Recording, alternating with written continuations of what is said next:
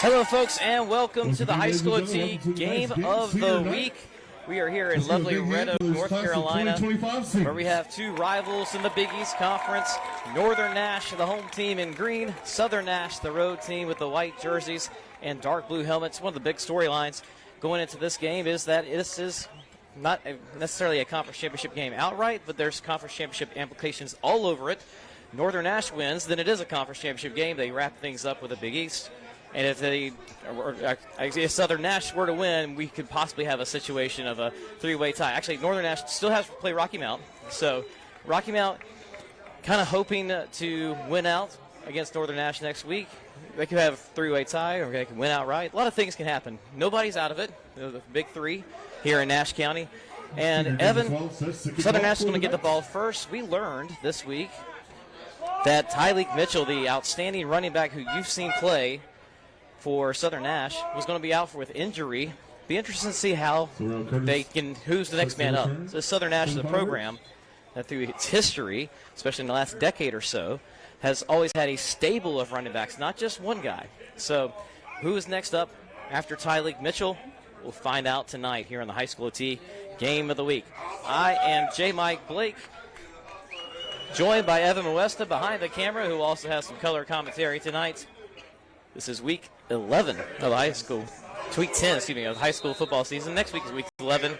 And then, of course, there's a week 12 after that, because we got a week extension after the Hurricane Helene's effect on Western North Carolina. And we are underway. That is going to be a touchback as Southern Nash fields it right near the end zone and kind of took a step back as he fielded it. Both of these programs have played for state titles in the last decade. Both coming up just short. Northern Nash, they still have a few names who were on that roster the last time they made it. Some playmakers in the skill positions. We'll point them out as they make some noise tonight. First and 10 for the Firebirds on lead 20. Will they start their draw?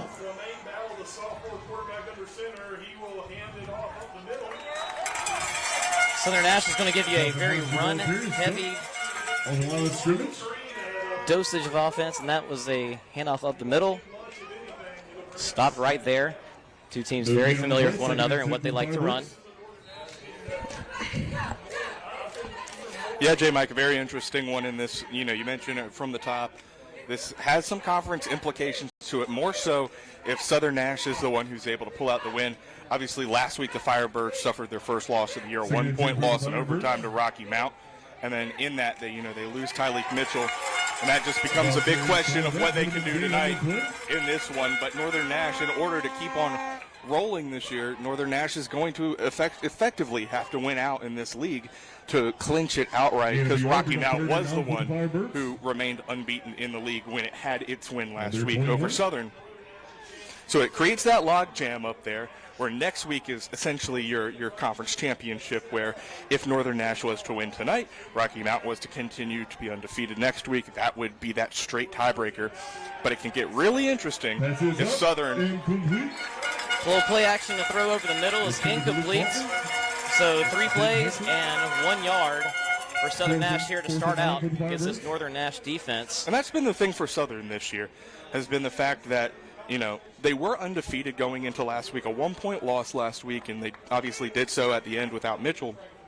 But the big thing was that they've had to escape a lot of games. They've had to play a lot of really close games, even with the prowess of Mitchell and how well Mitchell has done this year. They haven't necessarily been blowing teams out. This punt is very high and takes a Northern Nash bounce. So great field position coming up here for the Knights.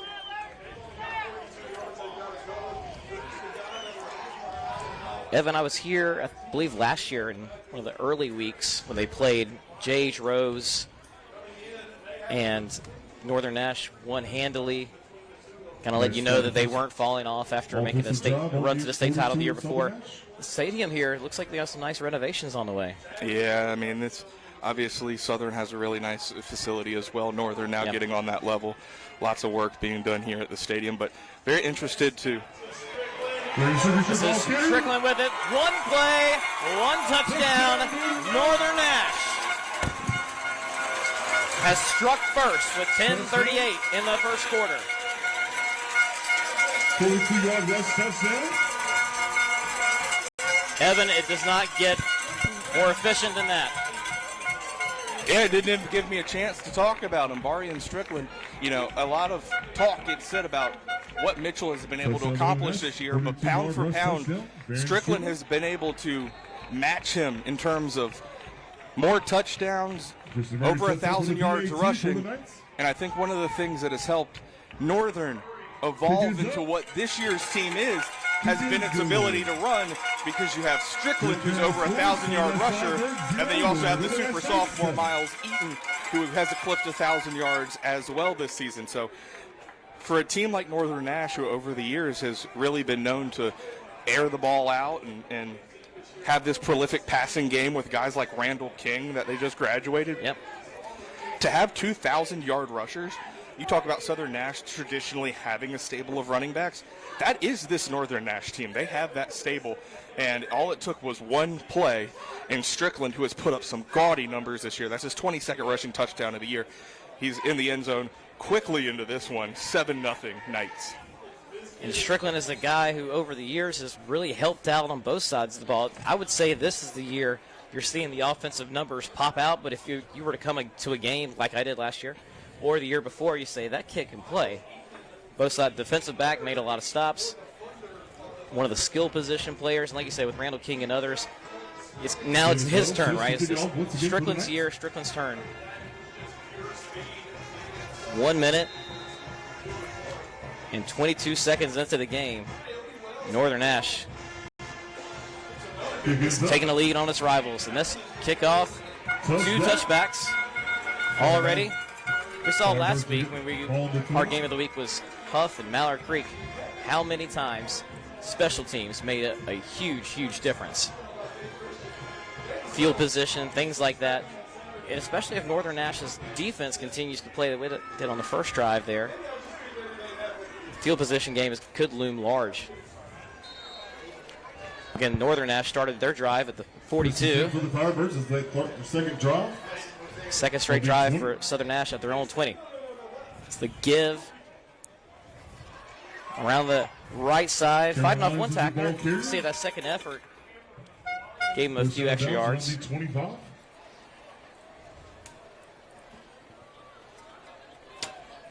Gain of 5 yards, bring up 2nd and 5 for the Firebirds. 5-yard run, a good job on the second effort. It looked like someone kind of had him near the collar, not a horse collar situation by any means, but had him high. Fights him off, keeps the legs turning. 5 yards there. One thing you notice with Southern Nash also so far in this game, snapping it really quick into the play clock. They like to get into their rhythm. As soon as they come to the line, they get set, and they hike it, as they do here. There was a hole there for like a second, Evan, and it got closed up so fast. That give is number 26. Kari Alexander Jaden Hartsfield, sorry. No gain on the play. Bring up 3rd and 5 for the Firebirds.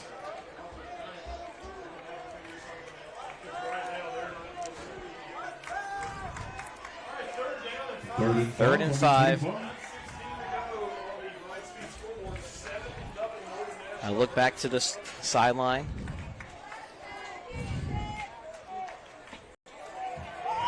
And this is dragged down from behind. A great job in pursuit there. Northern Nash, that's number 51. Play was running away from him. He kept after it. For Southern Nash. Was able to make the play. May have gotten a yard. Now the Firebirds will have to punt. And the last one went pretty sky high.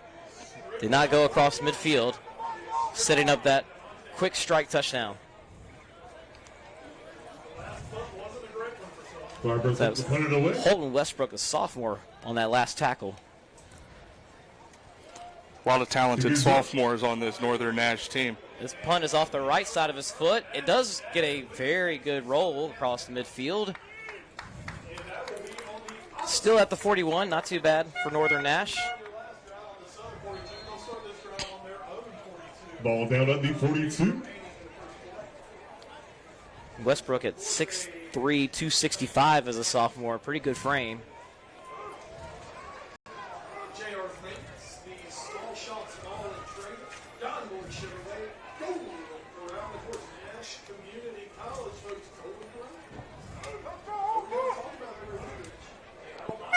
And Westbrook is out there as First and 10 for the Knights as they start their second one of the offensive linemen as well.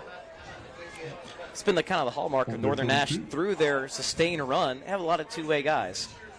Sometimes in 3A, you may see some guys don't do that as much, don't have to do as much. Give there to Strickland. He loses a yard or maybe gets back to the original line of scrimmage, depending on the spot. Loss of a yard on the play. Second and 11 for the Knights. A much better job there on take two for Southern Nash.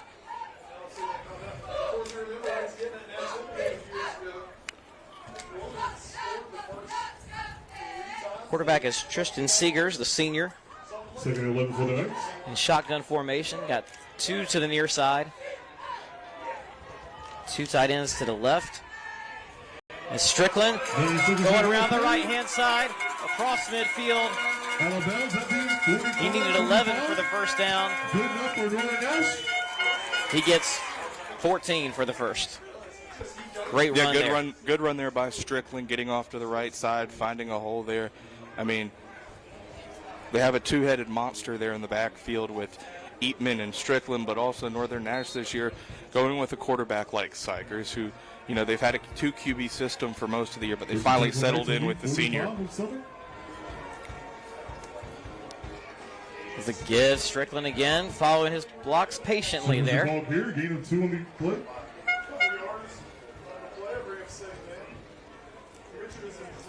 Pickup of 2. We'll call it 3, actually.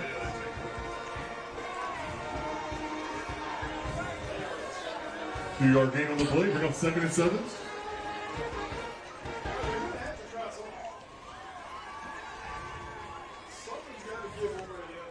Noticeable size advantage on that offensive line of Northern Nash. Hand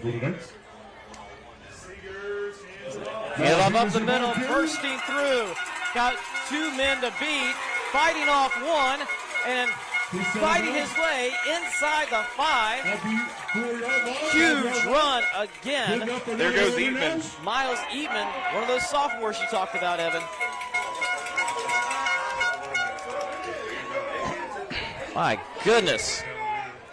A burst up the middle, bouncing it to the outside, fighting off the last few tacklers. The ball now at the 5. Call that a gain of 39.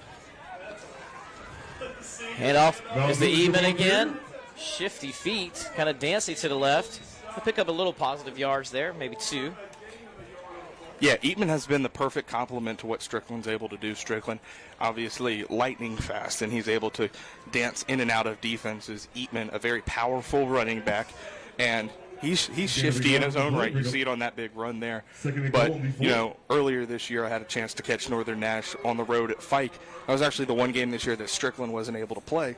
Strickland out of the lineup, Eatman goes crazy and just picks up everything. Yeah. That was left there. So they just complement each other so well here. Second and goal. Second goal for the Knights. Ball's at the 3. Looks like a bit of a direct snap here. Eatman is going to take it himself, and he's in. Second touchdown on 2 drives. 2 touchdowns, 2 drives. Eatman takes his turn into the end zone.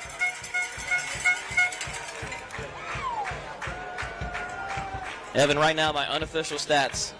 Northern Nash, 7 carries, 103 yards. They're averaging 14.7. That's pretty good. That's not bad. You'll take that. Tristan Murray sets up for the PAT. David Swells with the hold.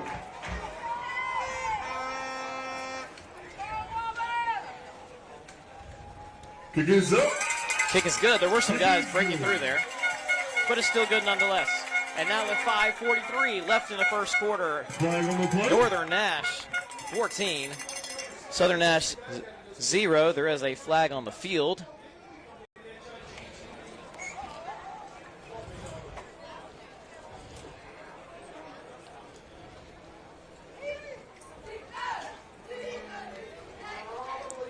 Figure out what this one is. Evan, we're able to see what that might be.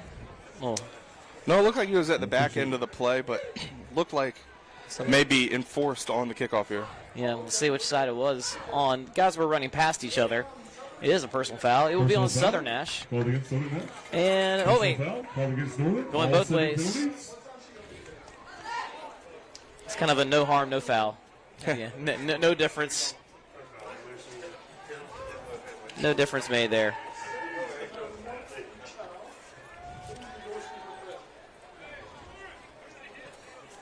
Ladies and gentlemen, your current score: Southern Nash Firebirds 0, your Northern Nash Knights 14. I mean, No, Evan, it's a beautiful night, beautiful fall night. It's gotten cool, but not too cold. But the weather is perfect, except I will say on the field, a little bit of thunder and lightning with those two Northern Nash running backs. Different complementing styles. For sure, and you know, if you're Southern Nash, this is kind of what you were hoping wouldn't happen early on in this game.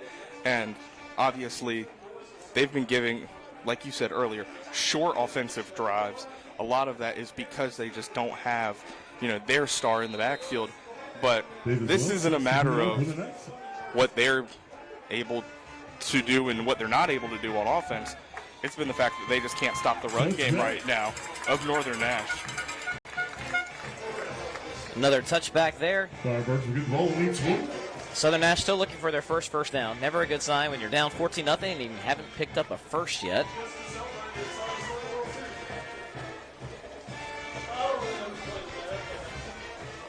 We see the difference in now size isn't everything. It's a lot of blocking schemes. We see in a number of teams, whether they're on the wing tee or anything else.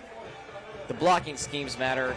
Getting a hat or on a defensive player. It seems like Southern Nash is such a disadvantage in the trenches here, as this handoff is going nowhere. Ball carries 20 up at the deep line. That was Jonathan Hines with it. See if he gets any sort of forward progress. They're going to give him back to the line. 2nd and 10 for the Firebirds.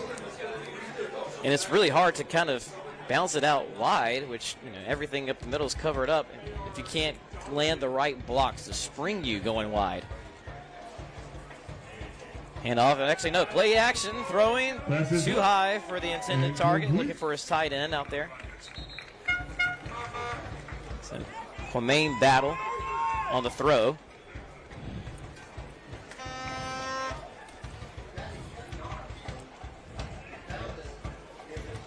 Now 0 for 2 so far.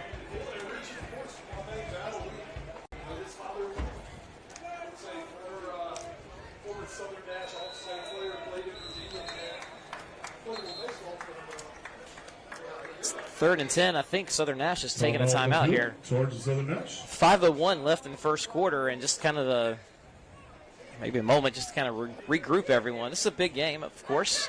Yeah, you've got to collect yourself. You have to reset a little bit, and you know, yeah, it can be a little stunning that you're down 14-0 almost instantly in this game. But if you're Southern Nash, you really just have to kind of clear your mind here. Play 0-0, just control what you can control and start trying to chip away here. You have a lot of football ahead of you to be able to do so, and 2 scores is not the most drastic, you know, deficit that a team can face here. But obviously, you've got to look around and you've got to have somebody make a play here.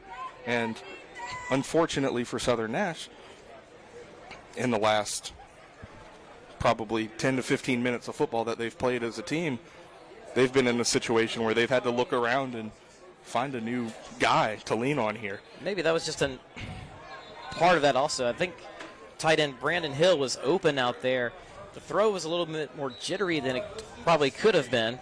And maybe that's when you realize, hey, I need to settle everyone down. That ball should have been a little bit more on target. I can live if it's off a fingertip or something. It was just too high. Battle is rolling out to his left. He's throwing across the body. He had some guys out there. There's a flag on the field.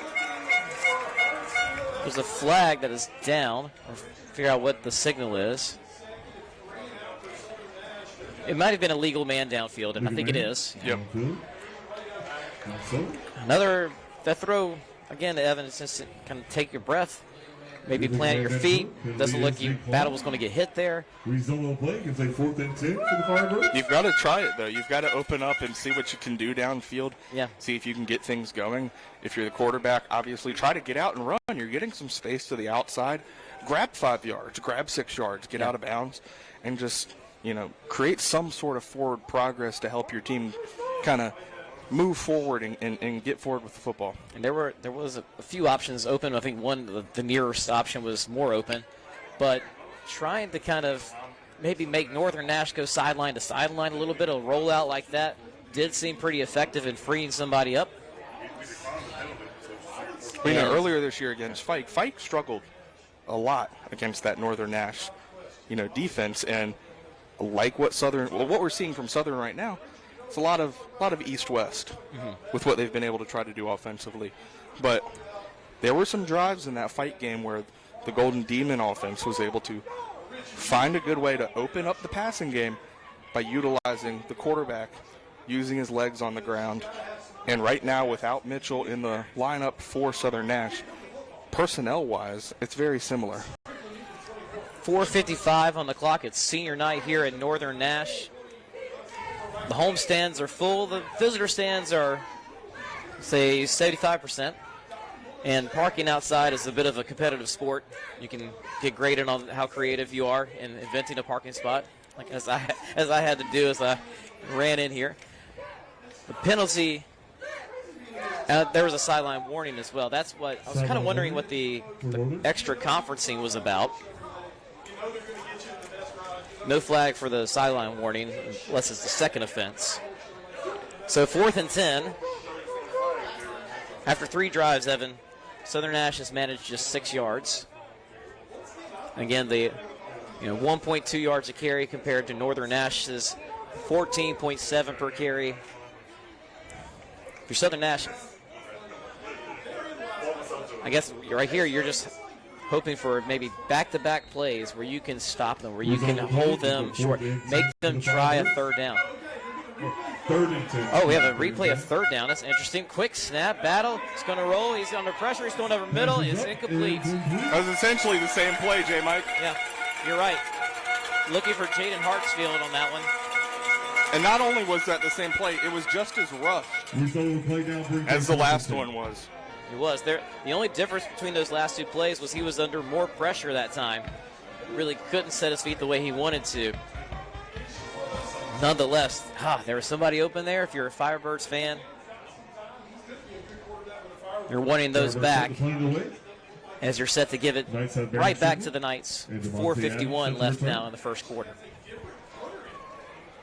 Snaps a little high, fielded. Southern Nash does change punters there, and this one is a good one. Fielded at about the 34, it appears. Ball down at the 31. 31, my bad. Well,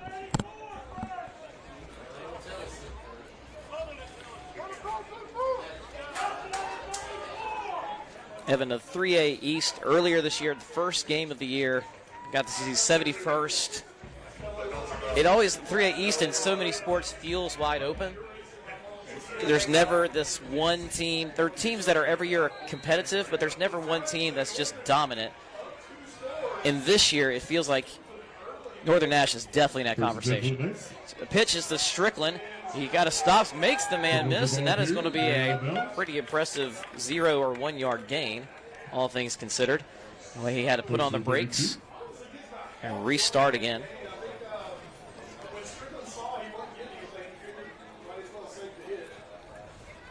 Strickland's had success tonight, bouncing it out to the right sideline. Was trying to do it one more time.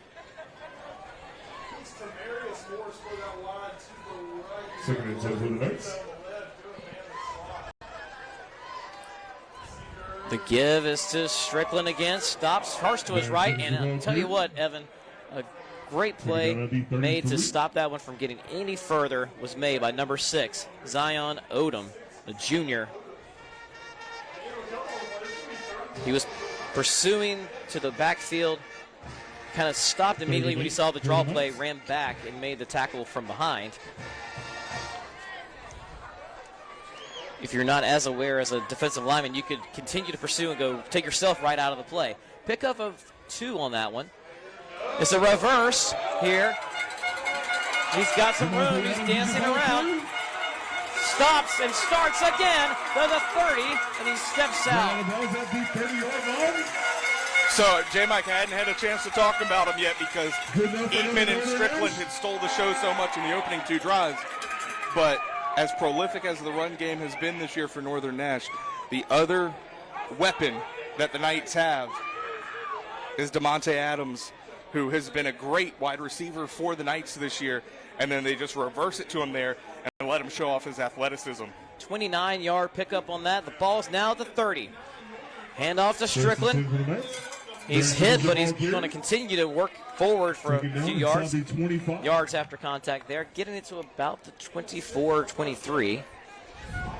C-sharp gain. We go with 2nd and 4 for the Knights.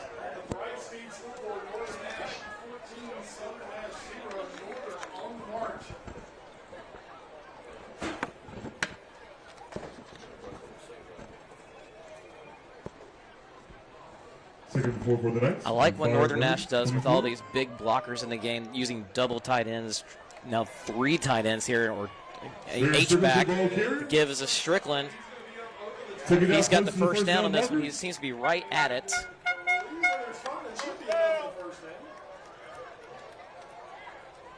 Ladies and gentlemen, that is good enough for another Northern So the ball's Nash. right at the 20.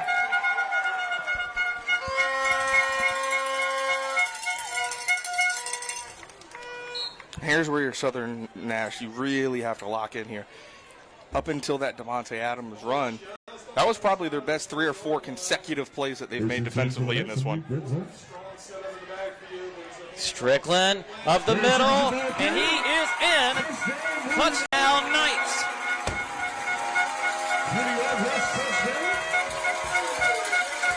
20 yards on that one.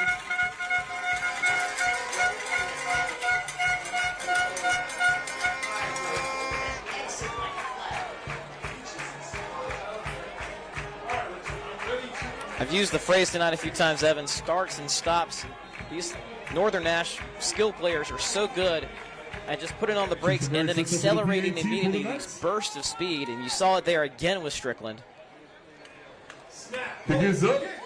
Extra point is good. 2:49 left in the first quarter.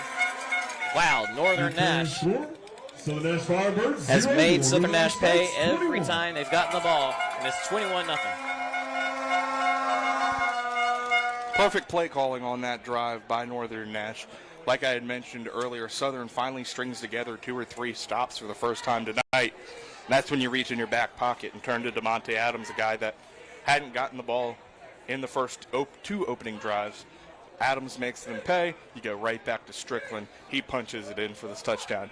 You're up 3 here with 2 minutes left in the opening quarter. And as you mentioned, like Southern Nash, 2 tackles, and Northern Nash only moved the ball about 2 yards, and you're feeling a little bit better about yourself. But that's what great teams do. They have the backbreakers, and it was Adams on that drive, the backbreaker, that put them into the right at the 30-yard line. And they're just so dangerous. No matter where they are on the field, they've had the long touchdown runs, and they've made good work in the red zone as well.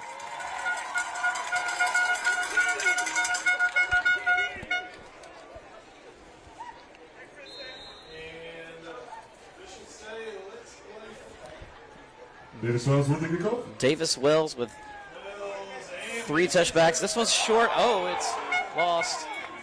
And now coming out of it with it, as it was touched at the 1. This will be even worse field position for Southern Nash. Kind of seemed as though Cameron Lyons was in between whether to pick it up and go or let it drop. Did a little bit of both. Only half touched it.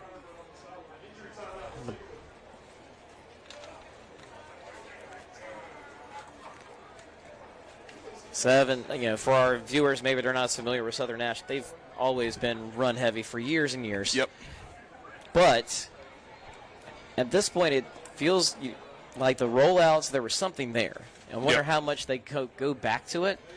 At the same time, you don't want to start chasing the game at 21-0 in the first quarter, do you?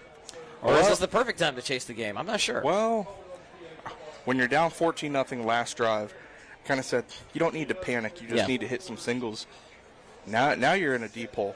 Yeah, that's true. Things change a little bit. You got 3 quarters still ahead of you, but if you don't start trying to get the ball across the 50, then, right now with the way their defense has been playing, it's not guaranteed that you're going to be able to get the stops that you need to get back into this game. So it's your hope, if you're Southern, that you turn this into a little bit of a shootout. Yeah, I mean, still no first downs for Southern Nash. Talking about the job Northern Nash's defense has done. So we have an injured Firebird player on the other sideline, so that's why we're stopped with 2:37 left in the first quarter, and hopefully everything is okay over there. Obviously some big collisions on kickoff returns. Now he's being helped to his feet.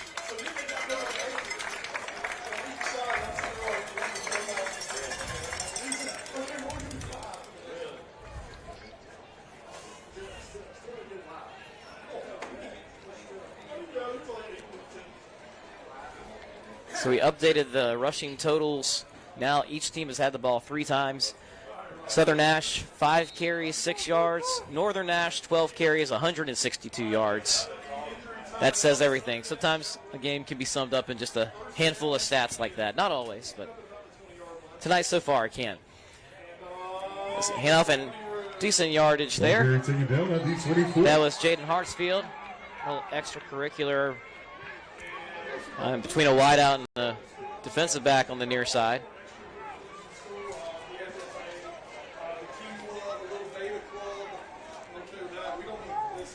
$5 yards is on, will be what he's marked off with. Second and 5. Hartsfield has gotten open in the pass game as well. And he's of the 2 carries. I'll say, Jay, Mike, that plays a win there. You get 5 yards.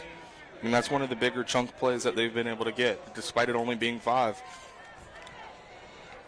You string 2 or 3 of those together, you got to feel good about this drive and hopefully keep expanding on it. This is Luke Faulkner with it now. He gets about 2 or 3. There is a flag. I think officials have decided, you know what, next thing we see, we're going to throw a flag here. Take back a little bit of control there. Yeah, and it's good to do it now in the first quarter than let things spiral out of control. It sometimes happens. That ball is right. The nose seems to be right on the 30. The first down marker is still shy. Face mask called against Northern. Face mask call will definitely help pick up the first down here.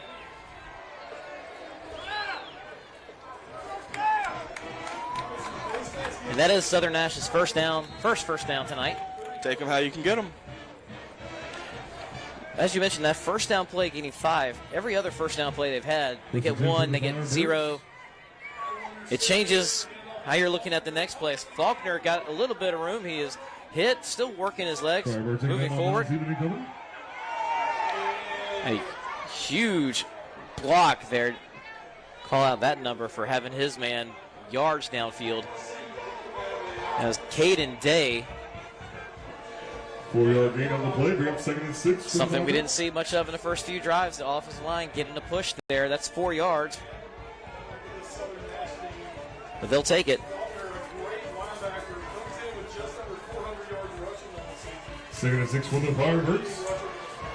Now lead 38. 2nd and 6. Pitch to the left. Making a man miss. And he's got a first down here. It's Jaden Hartsfield. Good enough for a Firebird first down. And those are those singles that you have to hit if you're Southern Nash. We're talking about it. Yep. 4 here, 5 there. Get a first down. Get a little bit of confidence under your belt. Now you're pushing into Northern Nash territory.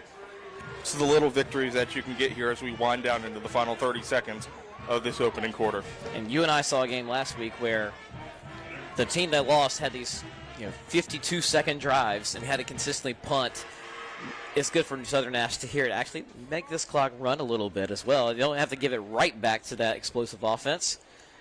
And it looks like they're going to let this one just run down and send us to the second quarter. Yeah, that will be the last play of the first quarter. Ladies and gentlemen, that is the end of the It first is quarter. still very much a Northern Nash dominated first quarter here, 21-0. However, we start the second with a little bit of positive momentum, or at least positive signs of life, I guess we should say, from Southern Nash here. But I do think the big takeaway there from the first is Northern Nash did exactly what it had to do. They had to come out, punch Southern in the face the way they did. They did so with their stars, Eatman, Strickland, Adams, and that's what you have to do. Yeah. And we're going to see here, I think part of maybe not running a play there at the end, because the play clock was maybe just under the game clock, or whatever it is that works out there. I think there's part of this is just like, okay, let's continue to talk about it. Let's continue to kind of take a breath here. Because you saw the early timeout of let's get settled down. Now that people are doing that, you bring everyone back to you. You say, this is what we're talking about. Kind of positively reinforce and keep this up. This is what we were supposed to be doing. This is what we plan to do all week in practice. You're doing it now. Let's keep it going. But, sometimes in a rivalry game, even one where, the situation that we have at hand right now is these are two teams that have combined this season to go 15-1. This is a heated rivalry game. It's one of the bigger ones in the eastern part of the state every single season. This one still has conference implications on the line. And when a guy like a Tyleek Mitchell goes down for a Southern Nash, let's be honest here. If you're Northern Nash, it gives you a lot of confidence going into this week. And to be able to back it up there with such a good first quarter is a great sign. Quick pitch. There's Faulkner with it. He was fighting for yards, but I don't think he got any. Injury timeout on the field.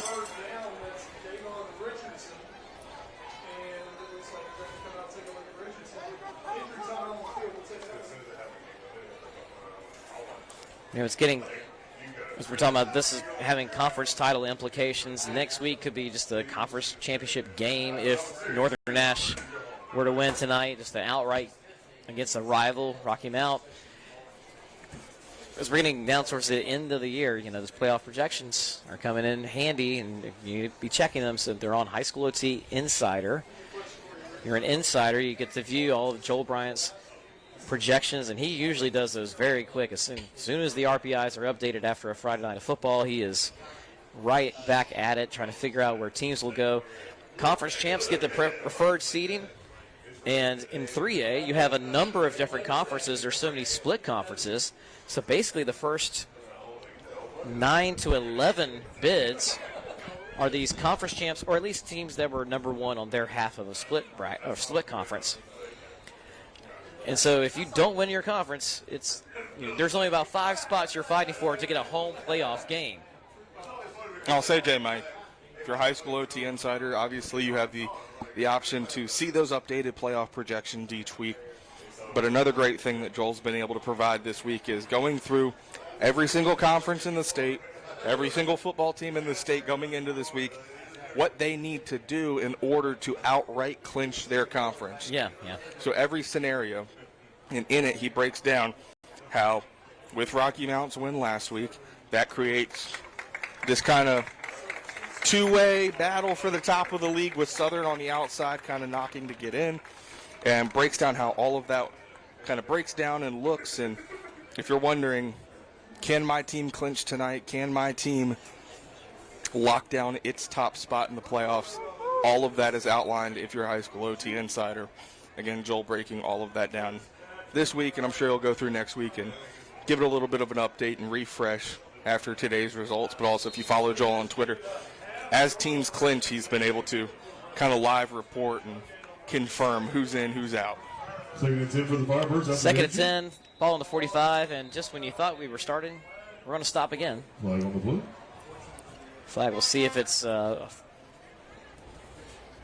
formation on offense. Someone's lined up and then offside on defense. Usually one of those two things, and it is going to be a false start. False start. Call against the Firebirds. That was really quick, too, because they were Southern Nash usually they're snapping the ball right after everyone gets set. There's not a lot of time to kind of flinch accidentally. I think that's the advantage of running an offense like that is typically you don't have those procedural penalties.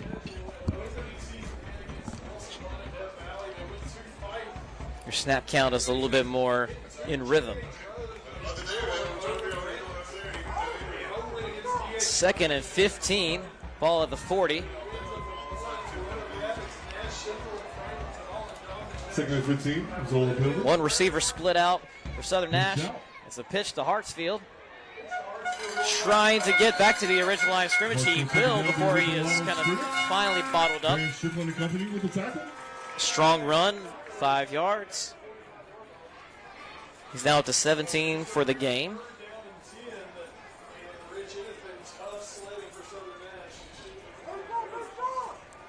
Third and 10 for the Firebirds in the 45.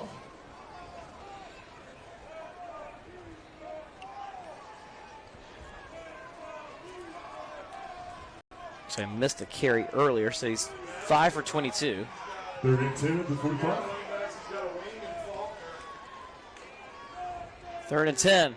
Looking to his wide out on a slant. And first down, Southern Nash through the air. Northern Nash 45. First down, Firebirds. Finally, we see Southern Nash into Northern Nash territory. They do it through the air. That was a play where Whiteout just had to kind of fight for that inside position. Israel Whitaker, a big target, 6'2", 216. Now Bow's going to put it in the air again. He's looking, and this is going to be picked off at the 20. Yeah, guess who, J-Mike? It's Devontae Adams. Jump ball between Whitaker and Adams, but it was a little bit underthrown, so Whitaker couldn't make the play on it. Adams had it tracked the whole way.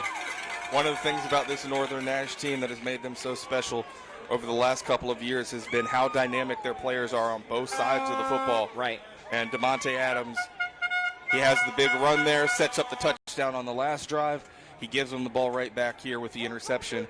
And that is just a brutal turnover there for Southern Nash, who had finally made it into Northern Nash territory. First play, they try to go big, and it ends up costing in an interception. And I tell you, no matter what game you go see at Northern Nash, it feels like you're seeing those takeaways by that defense. And that's been such a staple. Do it again here. Yeah, and as that interception was happening, I was thinking to myself, this Southern Nash team, okay, you finally make it into Northern Nash territory. Now the next part of the mountain that you need to climb is getting points. And so it's almost like now that you're there, you need to score. And they tried to go deep and tried to establish that. And obviously right into the hands of Adams for the big turnover. Our friend Jonas Pope, who broadcast one game with me earlier this year, would really like this game as a former 1A football player. How many players just stayed on the field through the turnover. Slinging it out long. No flag thrown. Home crowd definitely wants something. They thought the jersey was pulled there. But it was one-on-one on the outside, and they took a shot deep. I tell you, if that's the first time we've seen Tristan Seegers throwing the ball, he released it kind of almost sidearm like, Evan. It wasn't over the shoulder, but wow, that one has some zip on it. What are you looking at? 3rd and 10 for the Knights.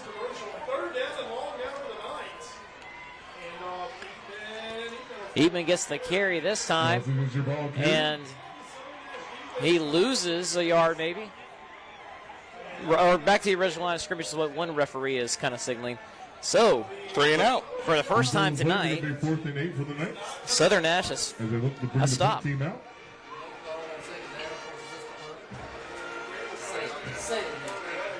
it.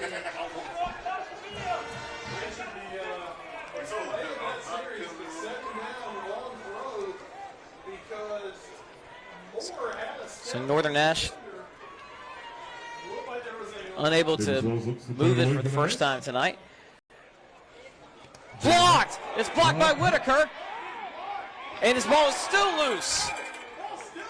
Inside the 5 is where someone recovers it, but it won't matter which team does. Northern does get on it, but that is Southern Nash ball, and oh my goodness, what a swing of momentum that was. I was kind of watching Whitaker there on the outside, Evan, and he wasn't touched, but I don't think he's been touched on any of the, or actually, I'm sorry, that's the other team. He wasn't touched, but it seemed like maybe the punt took a half second longer than you expected, and he was all over that one. It didn't look like he was going to be that close to it. And then by the time he got there, he blocked it with his whole body. 4-yard line, J-Mike. Now you really got to punch it in and get some points. First and goal from the 4. Can the Firebirds make them pay here? Handoff is the Hartsfield. He gets about a yard. 8:35 and rolling inside the second quarter.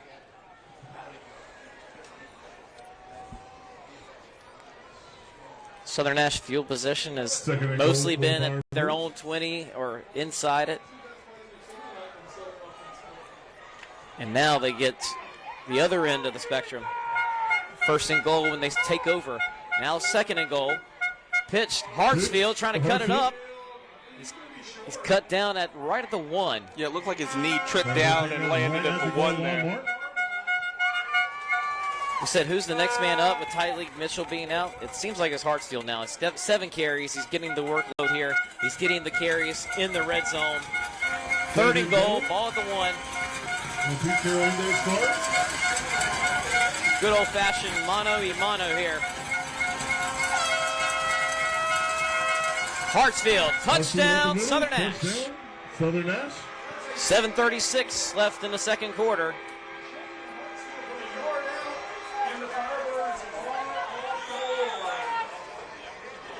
What an interesting series of plays that was, Evan. Southern Nash gets a little momentum on offense. That interception almost worked out like a punt that pinned Northern Nash deeper than they've been taking over their drive so far tonight. Firebirds set up for the PAT. Well, there's some of the confidence you need, and it was confidence that just kind of fell into Southern Nash's lap there with the blocked kick. Your current score, Southern Nash. They desperately needed good field position. They desperately needed points, and it gets gifted to them there. And Northern Nash took a shot deep on second down. There was no flag.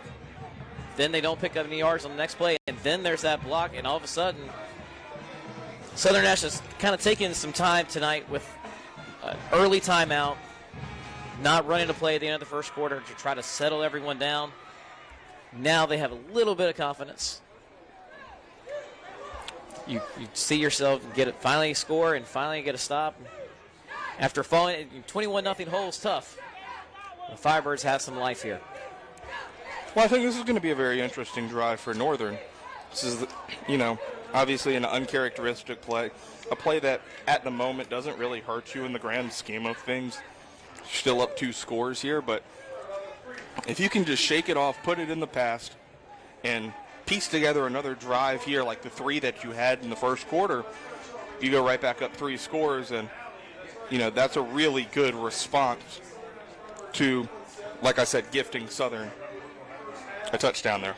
So Northern Nash unranked in the high school T statewide top 25, but they are 5th in the 252 area code. Southern Nash is 8th. Both of these teams, it's interesting because we see a kind of an onside kick, takes a high bounce. It's fielded by Adams. He's going to try to reverse field, and he cuts it up the middle. Still trying to dance his way. Not bad, all things considered. An electric player gets out to about the 40. As I was saying, Evan, sometimes we watch games where someone falls behind that much early and it's kind of over because of the mental aspect. Both these teams have won enough over the last 5 to 10 years that the programs are not ones that wave the white flag when something doesn't go right in the first quarter. Like I said earlier, these two sides are entering this game a combined 15-1 overall. So they're used to a lot of winning. In Southern Nash's case, Yes, they lost their first game of the year last year. Yes, it was by a point in overtime. Yeah. They found themselves in a lot of really close games this year. So facing a little adversity, isn't anything that they're unfamiliar with. Well, you and I have been on several sidelines through the years where we hear it, conversations and frustrations when things don't go right. On winning sidelines, it's everyone picking each other up, which allows blowouts, things that start off looking like blowouts to not get that bad later on. Timeout here, kind of, before I was going to say there, Mike, yeah. that is exactly what Northern Nash is facing right now. Yeah. Like I had mentioned, you have one bad series out of 4. Yeah, and pretty good percentage. Now it's a good chance to just kind of wipe the slate back clean, get back to where you were entering this second quarter. And, if they're able to immediately answer back and turn back to what got them to that 21-0 lead, then, that touchdown's all for none. So it'll be a 1st and 10. There's 7:25 on the clock remaining until halftime. Northern Nash right at the 40-yard line. Hand off is to Strickland over the left side, following his blockers, getting across the 50, very patient and running. I love that about the way Strickland runs. Good enough for another Northern Nash. He's at 99 yards already in this game. The way that Northern Nash has the blockers, the H-back, everything else, it creates an overloaded side.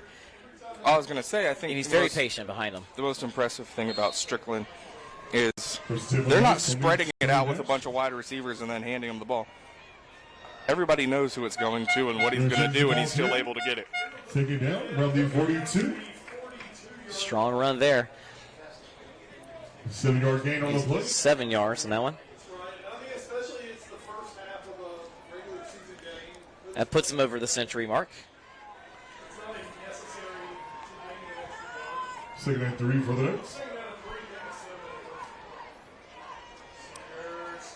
Strickland he's about a yard short of the first down there. Down the 40. Just short of the first down marker.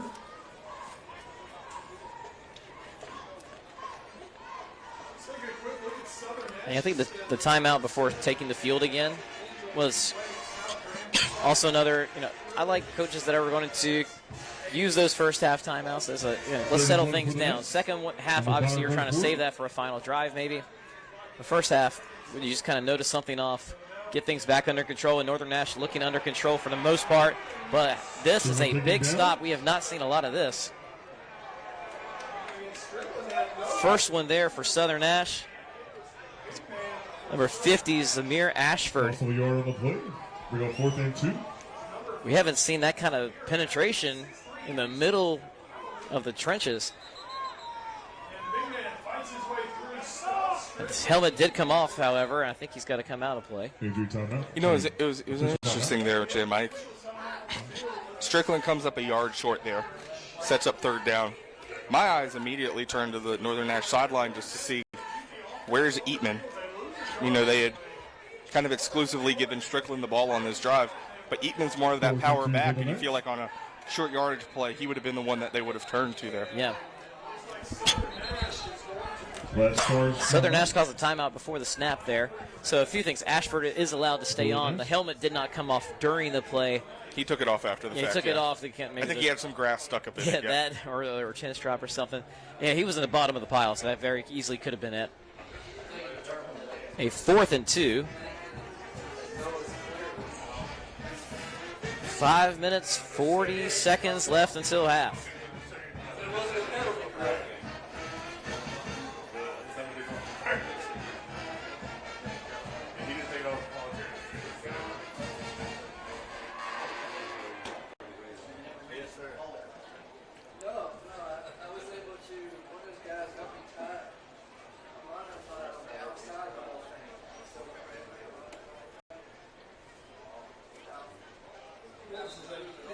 As far as personnel goes, Evan, you talked about Eatman maybe being the short yard back.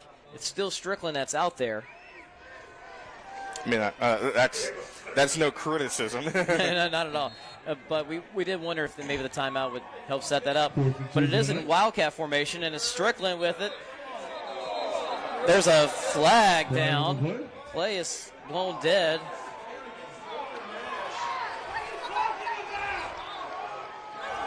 And this will move back to Knights.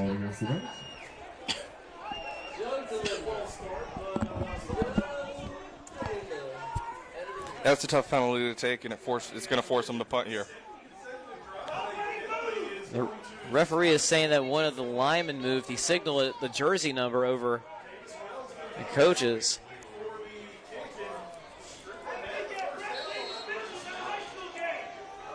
Back it goes. 4th and 7, and the punt team comes on. Costly penalty. Punt is up. Fielded at the 18. Hartsfield, great return, gets it past the 40. 5:24 left until half. Southern Nash is getting some breaks. Yeah, a tough one there for Northern Nash. Obviously, got jumps early, but good play call there. You know, you go with that direct snap. It worked well in that second drive of the game with Eatman. They tried to go with it. Strickland, he had the first down yardage, but obviously they say there's a lineman who jumped early on that play. But first and 10 for the Firebirds, only 41. Now you did need to take a look at the Northern Nash defense, see if they can string together one of those stops like they had a ton of in the first quarter. And off is the Faulkner fighting with it. And the ball is ripped out. The ball has been ripped out. They're going to blow it dead, but I tell you what, that was really, really close. Caleb Staten was fighting for that ball the whole way. He had Faulkner and 2 hands on the football from the jump.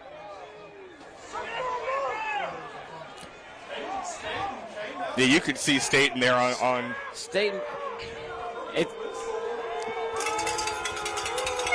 Faulkner was for sure not down. I'm trying to watch it on our play with a little bit of a delay.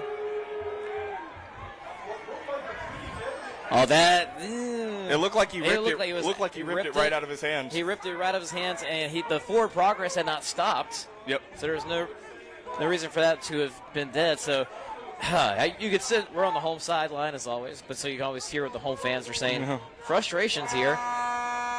Thought they had pass interference, turned into a block punt. To the referee, play was blown dead. Thought they had picked up 4th down, moved back for a penalty, and they don't get the fumble there. Pitch, Hartsfield with it.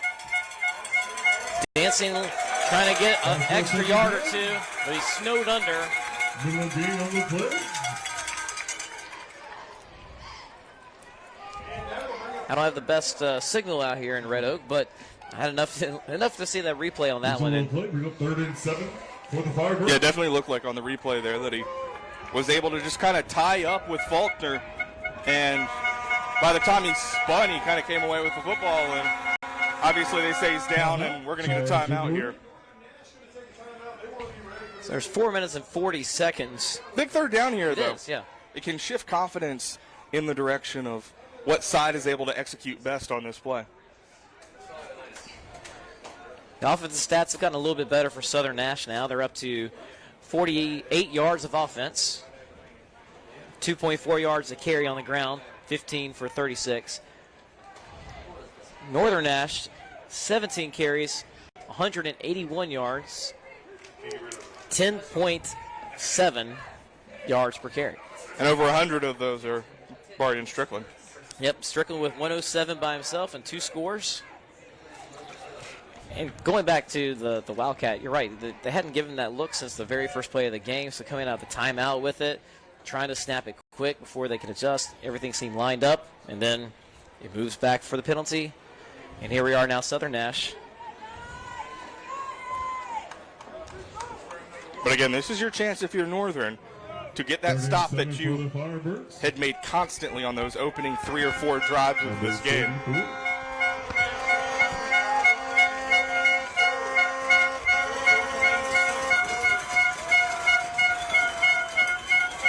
Third and 7 for Southern Nash. Battle is throwing. The ball is tipped and it's incomplete.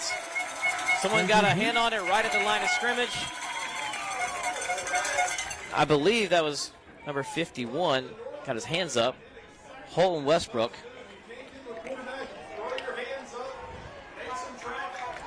Miles Eatman. Eatman was in on there too. Yeah. Miles Eatman had pressure on that side as well.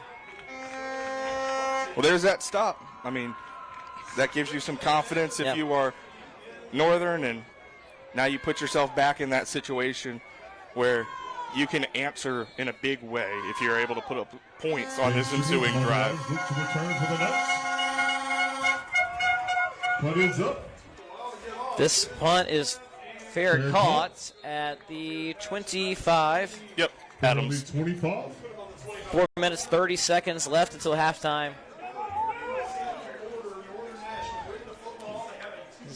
So often when you fall behind big at the start of a game, you get to something like this, or a juncture like this in a game, and the clock is your friend because you just want the score to stay about there. If you can escape the halftime and only give up 21, if you can hold here, maybe even hold to a field goal, and you've got this kind of you're feeling better about yourself at half. But a touchdown here for Northern Nash. Remember, the kickoff goes to them, and the Knights will receive the second half kickoff. And all of a sudden, things are snowballing very quick. First and 10 for the Knights will lead 25. Seegers keeps it himself. The lefties got his eyes downfield. He's just going to try to pick up a few here. Seegers with the keeper. Gain of a yard on the play.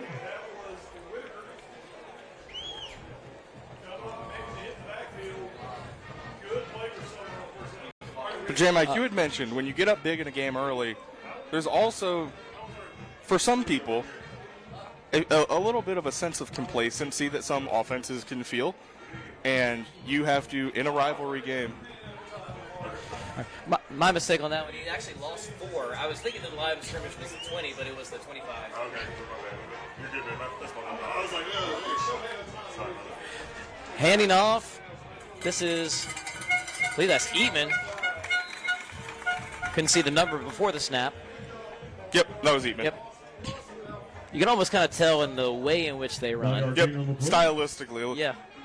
Bring up 3rd and 6. Similar results, just different ways of getting to that place. But as I was saying, J. Mike, you want to avoid complacency if you're Coach Ferris and you're Northern Nash here. That's why getting points is not essential, but so helpful, especially here in this last 3:10 of this first half.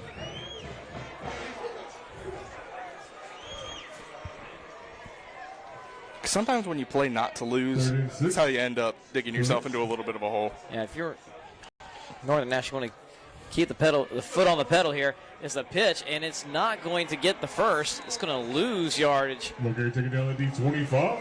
Sniffed out from the start. You know, last drive, it was Strickland's drive. This one, Eatman as the pitch goes to him. And now you've got 3rd and long here.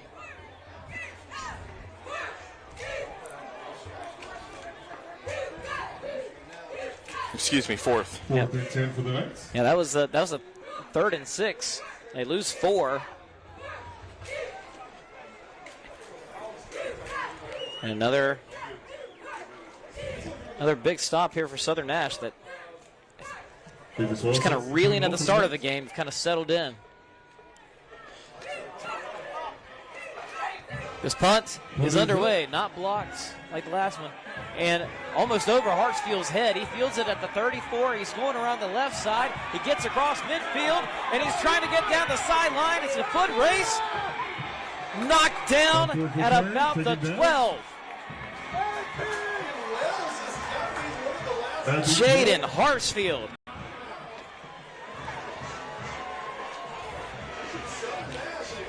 What a potential momentum flipping play there. Whoa. Southern has kept knocking on the door of trying to grasp some momentum in this one. That very much could do it, especially if they're able to get points here. Looks like the ball's spotted right at the 13 with 1:53 seconds left until halftime. The second time in about the last 8 minutes of gameplay that Southern Nash starts a drive in the red zone. Special teams bringing them back. We've seen special teams help good teams put away competition. This time Southern special teams are helping fuel a rally here. McGivens to the fullback, and It's been ripped out. That one gets ripped out by Northern Nash. Look at that one. Joshua Pryor, the big guy, taking it. Said, thank you very much. That was the same exact play, J. Mike. It doesn't go the way of Staten the last time it happened. That time he's able to get the takeaway. And just as I said, Southern Nash was trying to grasp momentum. Northern rips it right back. So this one was actually in more of a gray area than the last one. Because this one, I think you could maybe say, like, what was forward progress stopped. That's certainly what Southern Nash is arguing. Northern Nash is just saying ball don't lie. So the ball's at the 24. Northern Nash puts the ball right back. The give is to Strickland. A good one-on-one tackle made. We got to call this guy's name out because he has made the last 2 stops now. Number 63 is Christopher Julius Harris. Well, I was going to say, J. Mike, with these two offenses, even in the case of Southern, as they were trying to punch the ball in with 1:53 left, and now Northern, as they have 1:20 left on the clock, these are not teams that are going to pick up 80 yards in a minute all that fast with their style of offense unless they do break off one of those big runs. The give is a Strickland. Boy, another big play. There are 2 guys for Southern Nash who have really stepped up in these last 2 drives. One is 63, Christopher Julius Harris, and the other one made the play on that one, Zamir Ashford. He had another stop on the last drive, I believe. That play went nowhere.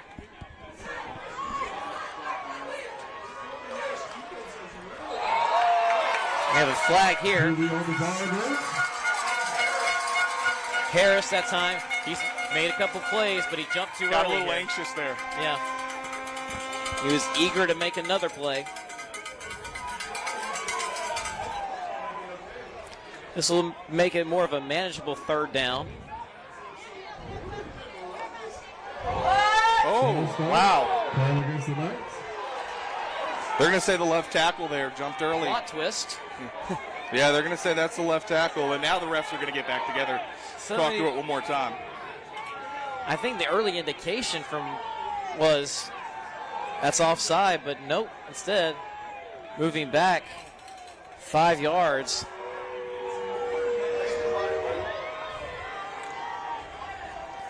Yeah, you saw the line there for Southern fall forward, but it's looking like on that left side of the line, I'm guessing it has to be the tackle. One thing we did see, it was either a week ago or 2 weeks ago, was someone getting called for false start for maybe it's like something with the hands or something like that. We have seen that this year. It wasn't anybody on the line flinching, but they made the quarterback. Anyway, we are now down to just 35 seconds left until halftime. Strickland going around the left side, stays in bounds, fighting, going right into contact there. Right near the first down marker, too.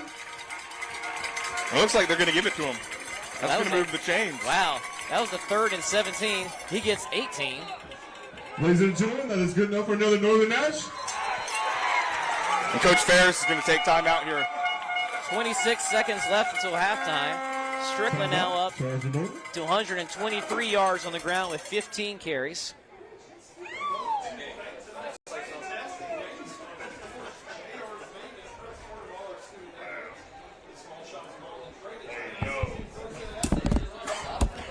Like you said, it's not the offense that wants to go over the top, or maybe not the offense you feel the most confident with, a 2-minute drill, but it's good opportunity now to try to see what you can do, because in the playoffs you may have to come up with a 2-minute drill of some sort. And you have a wide receiver too in that case, like Northern Nash does, and a quarterback who can air it out. You have to look at DeMonte Adams here if their goal is to try to just advance the ball downfield here in the last 25 minutes or 25 seconds, excuse me. Or, do they take the 2-score lead, or do they try to just grasp whatever extra momentum, do you try to conjure up any extra momentum going into the locker room? it could be pivotal, but like it's not essential. Yeah, it seems like they want something to happen here. Maybe you don't call a timeout. You don't call a timeout, right. But they do get the ball back to start the second half. So you don't have. Maybe part of that is also, hey, like, if this ball's in the air, don't put it into a crowd. We don't need it. We're going to get the ball back in the second half. Strickland has it, and he gets put down about 3 yards or so. Another timeout. I think that's the last one that Northern Nash has this half.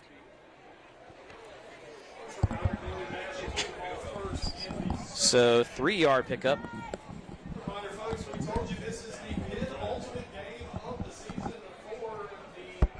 Ladies and gentlemen, I'd like for you to stick around during halftime as you have a special performance by your Northern Nash marching knights.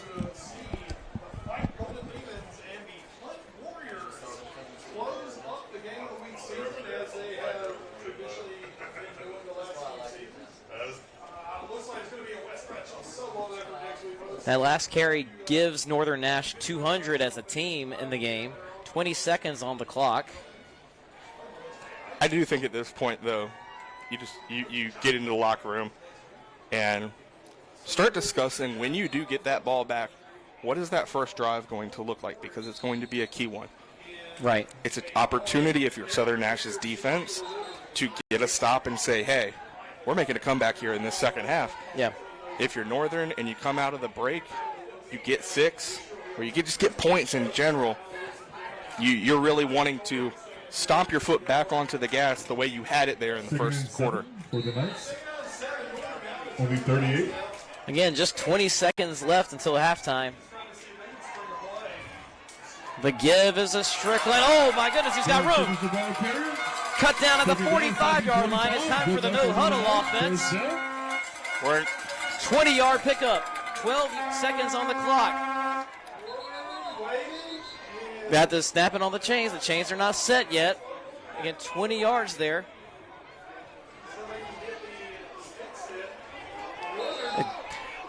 And now we're rolling under 10. They spike it. Spiking it out of shotgun takes an extra second, I believe. So 9 seconds now. Why throw the ball when you have Barian Strickland? Right, look at that.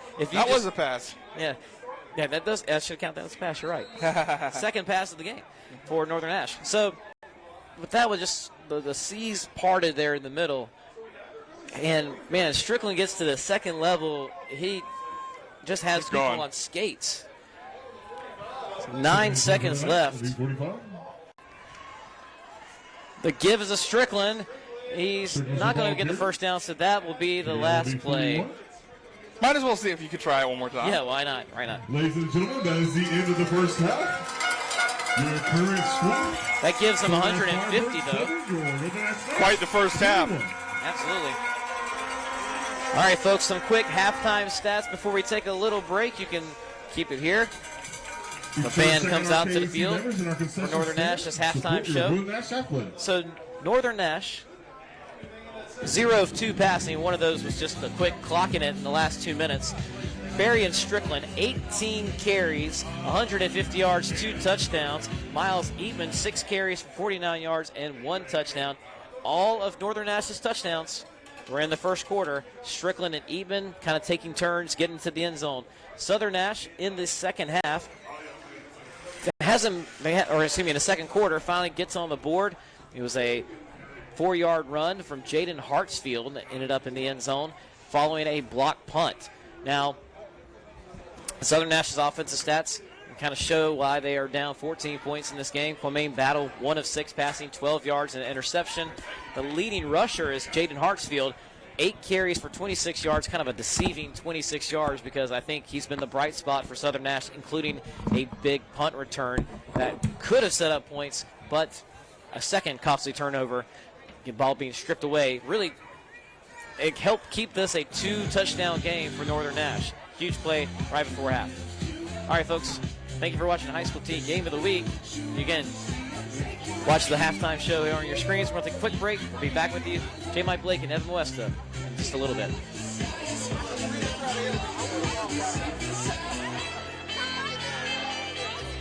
We see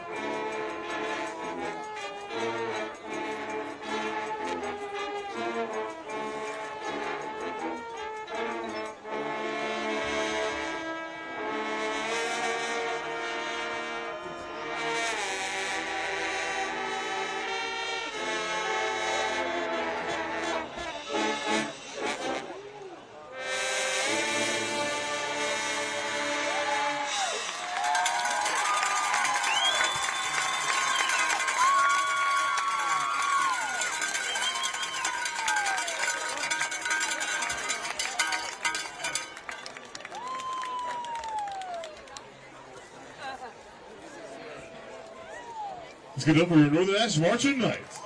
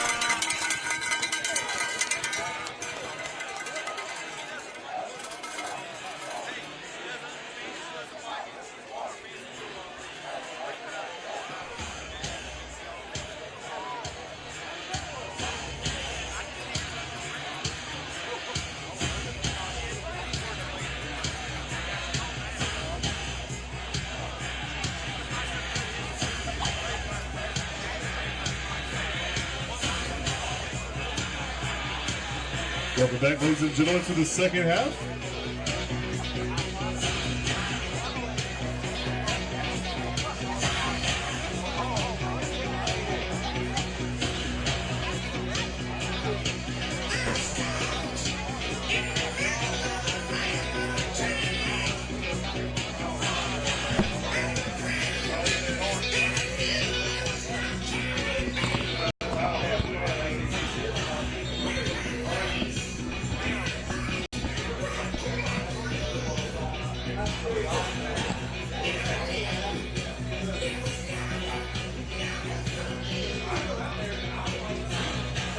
Welcome back, folks.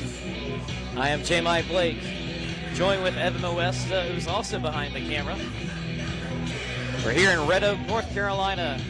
Undefeated Northern Nash holding a 21-7 lead over a rival Southern Nash, and the Knights are going to receive the second half kickoff. As we mentioned in the first half, was a little bit part of maybe some of the calculus for some of the play calls there at the end of the second quarter. An interesting back and forth second quarter.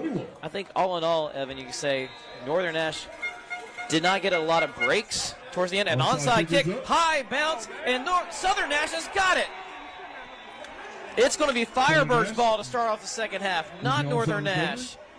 That ball went as sky high as I've ever seen an onside kick on the second bounce. It did not just skip. It went at 12 feet in the air, and running right underneath it was another Firebird.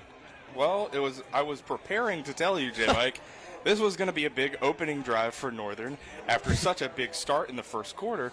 And maybe, I don't want to say a lackluster, but they just weren't able to match that energy in the second. Well, they're not going to get a chance to get that first opportunity here in the third, because Southern Nash is the one who comes out of the locker room with a couple of tricks up their sleeve. We talked about Northern Nash not getting a break. They didn't get that high bounce there. Hartsfield on the carry. He's got about 5. Gain of 5. Down to the 40. Second and 5 for the Firebirds. We mentioned kind of Northern Nash, the two backs there have distinctive running styles. Hartsfield has a little bit of a distinctive running style too. You can tell when he's got it, he's coming with more of a head of steam than anybody else on that Firebirds team right now. Bit of a breakout game for him because he has to do so much with Tyleek Mitchell out. Great punt return.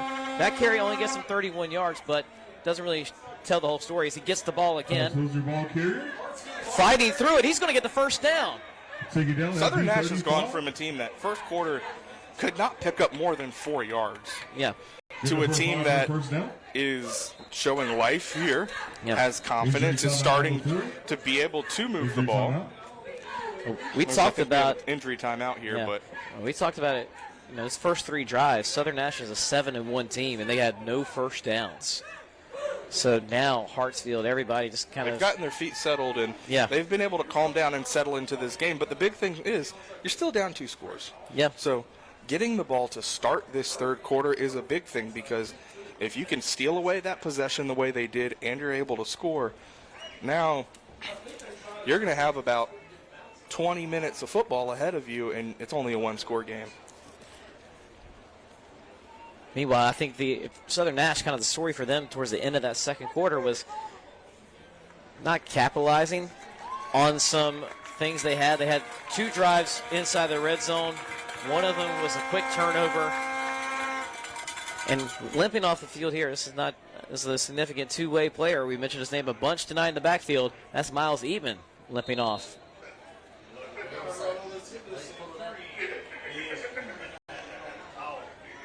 Hard to see exactly what got hurt, too. Kind of walking very funny there. The handoff is the Hartsfield. Stood up. He took a lick there after about 2 or 3 yards, maybe 2. Second and 8 for the Firebirds.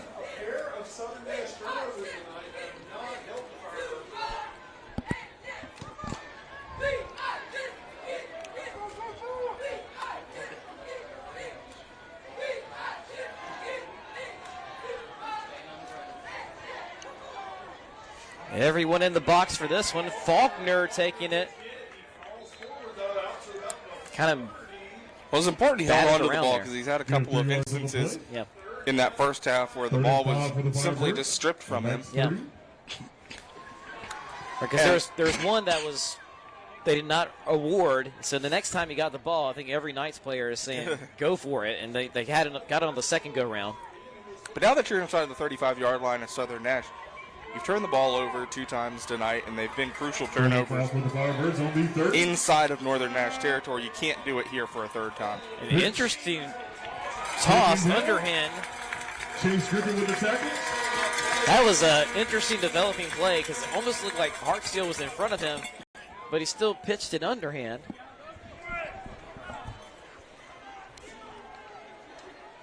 Is that officially counted as a passing play if that was the case. No. I would say I'd call it a toss. For the Firebirds, as they look to be going for it.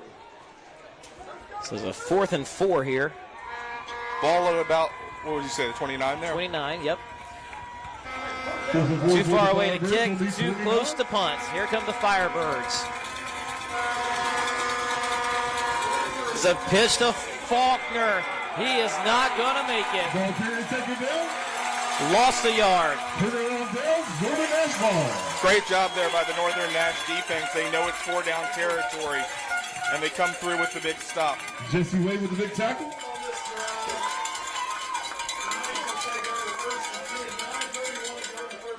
They had Faulkner lined up on the right side. I thought maybe they were trying to have him I thought they coming were trying to around. find a way to get Hartsfield maybe off the wing, but couldn't.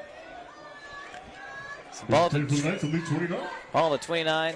Northern's got 2 receivers to the near side as the handoff to Strickland, bursting through the hole. Taking out the 35. Gain of 6 yards on the play. 2nd and 4 for the Knights. Strickland now up to 19 carries in this game.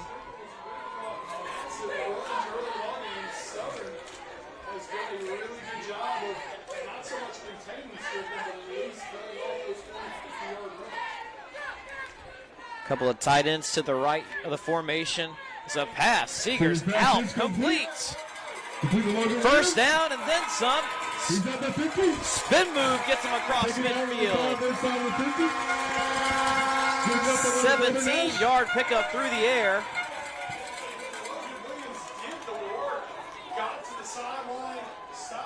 As Logan Williams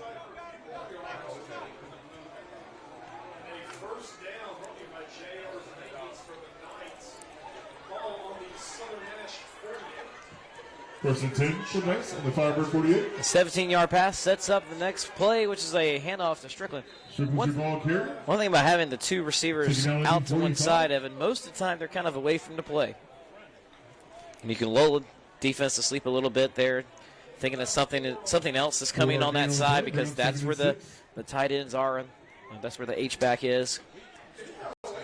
At that time, it's kind of a quick, kind of almost like a wide receiver screen there. Yep.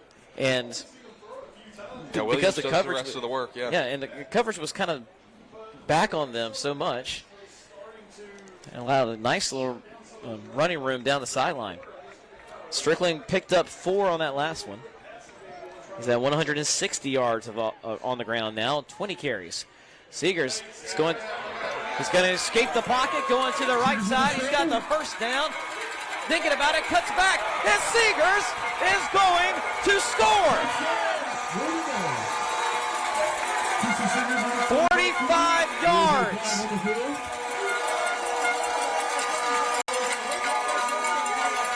Flag is right at the 35-yard line. 2 flags. One's at the 35, one's right next to it. And some Northern Nash players are being heavily. Is that a block in the back there or a hold? Heavily encouraged to return to the playing field, as this one's not going to stand. Seegers was almost in the crowd celebrating with the students, and Coach Ferris had to go run over, grab him, and they're going to say it's a block in the back. Wow. That had the potential to be a massive momentum shifting play. Oh, yeah. Gosh, you wonder how many more of those bad breaks Northern Nash is going to walk into before Southern Nash walks in that door. They're fortunate to be up 14 at this point. Really are. If they went from being, without a doubt, up 21 or up 14 to now, is it in question, possibly? That early cushion has come in handy because they just cannot seem to. Yeah, since that first quarter, they've been down 7-0. And off to Strickland, dancing to the outside. He's at the 30. Got a man in front of him. Dances around him. Touchdown, Barian Strickland. And there's the touchdown that Northern Nash has been knocking on the door for all night. 45 yards and no flags on that one.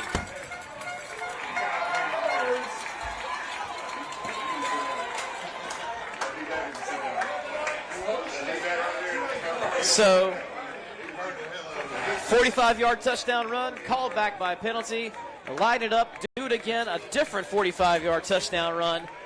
Northern Nash, man, you feel like a release on this side of the field as everyone. It's weird to see a team now up 21 points, quote-unquote, needed that. But I think they needed to see something that wasn't immediately negated. Needed to see something good happen for you there. 7:24 left in the third quarter. Barian Strickland, 21 carries, 205 yards, and 3 touchdowns on the ground after that last one, a 45-yarder.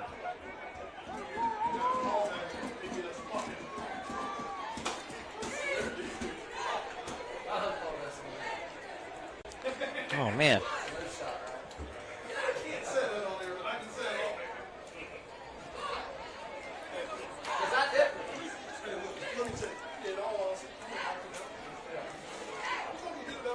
Kind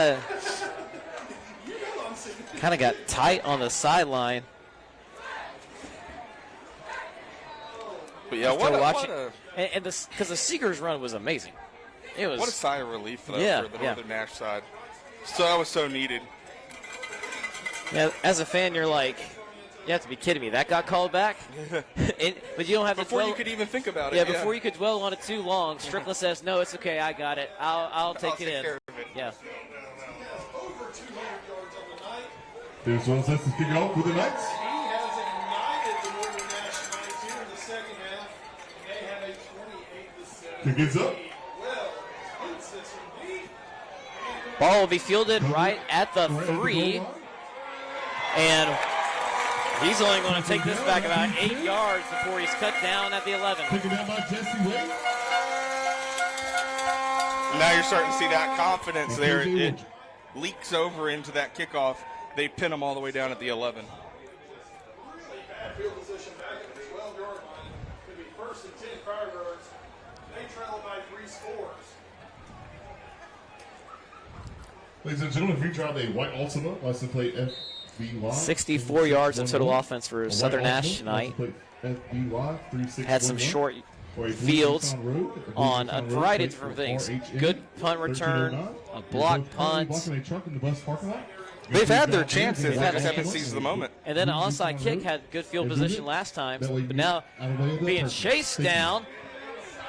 Battle is taken down. He may have lost a yard on the scramble. He did. It was number 8, Miles Even. He's back in the game and making a play on that one.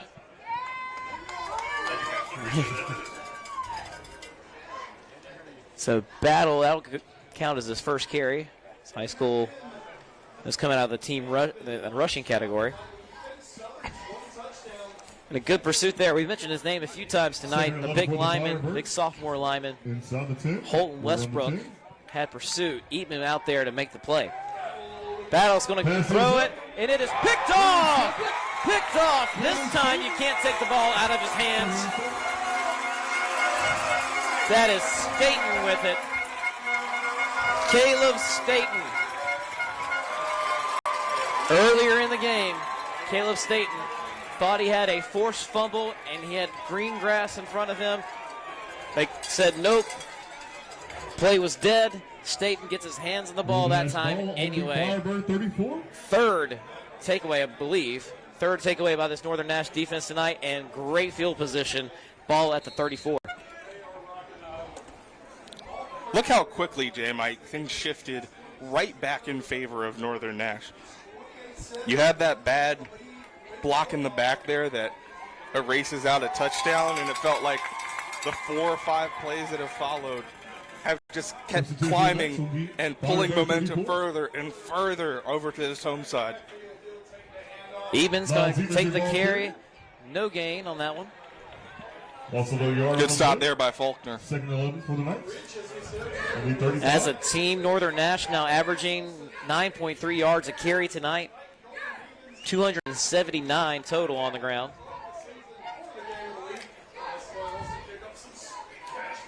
Actually going to say he lost a yard on that one.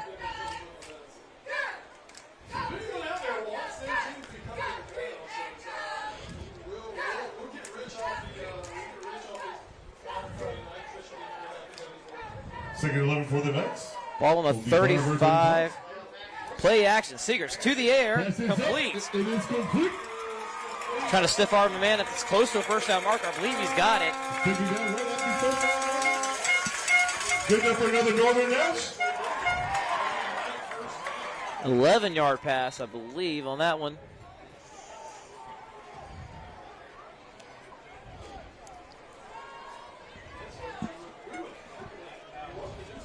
First and 10 for the Knights. I don't have Now a, it's Handoff there goes here. to Eatman. Right up the middle. I don't have an 11 on the Now you roster. feel like if you get inside this 25, like Northern Nash has it, the ball's got to be going on the Gain of ground 2 there. yards on the play. Yeah. Bring up second and 8. So I don't have an 11 on the roster. He made that one catch, but yeah. Nice play. First down. It's now second and 8. Ball is ticking. Our clock is ticking. Under 5 minutes here. The give to Eben. Now it's Patiently. Now he's still on his feet, moving forward. The pile. There's that power by Eatman, Yeah. 14. just keeping his legs rolling, and carries a really big linebacker and Faulkner with him. A 6-yard gain on the play. Okay, 3rd and 2 coming up here.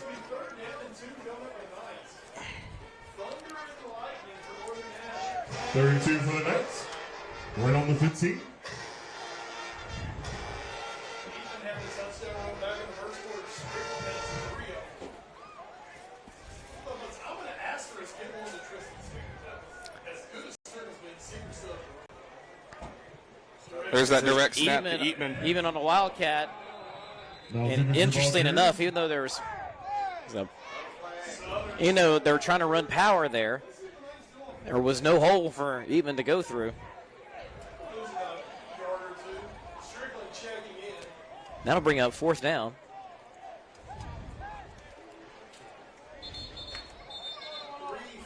Injury timeout on the field. Injury timeout on the field. Ball's right at the 16. So doing the math, be a 35-ish yard field goal. If you want to just take the 3 here. Up 21 points with 3:38 left in the 3rd quarter.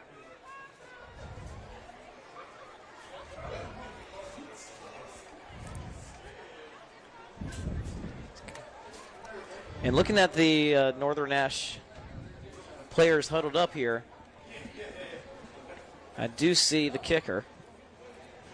Ladies and gentlemen, if you're currently Davis parked in the Wells. bus parking lot, we're looking for a white Ultima, license plate FBY So, 3611. I think the field goal unit will White try to Ultima, come on here. License plate FBY 3611, and a blue Nissan Road, plate number RHN 1309. You're both currently blocking a truck. If you can, please go outside and move. That way that person can leave. White Ultima and a blue Nissan Road. Thank you so much. Injured player down, and it's kind of brought us to a stoppage here.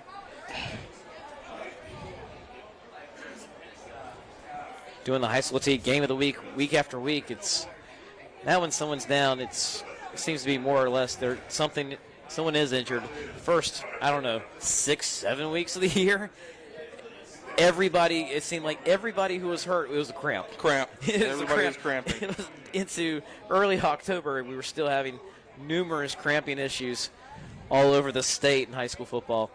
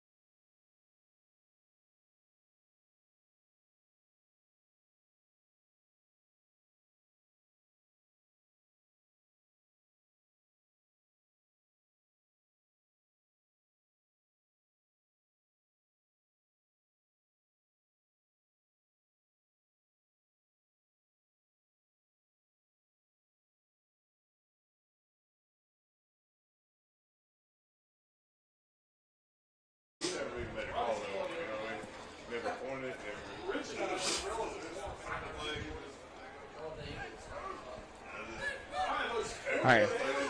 We are back. Sorry about the technical difficulty. 4th and 3 for the night. 4th down for Northern Nash. It's a little sweep to Adams. He's trying to run. Now he's going to try to reverse field, and he is brought down. Big loss on the play, and Southern Nash will take over. Hunter Brondale, Firebirds ball.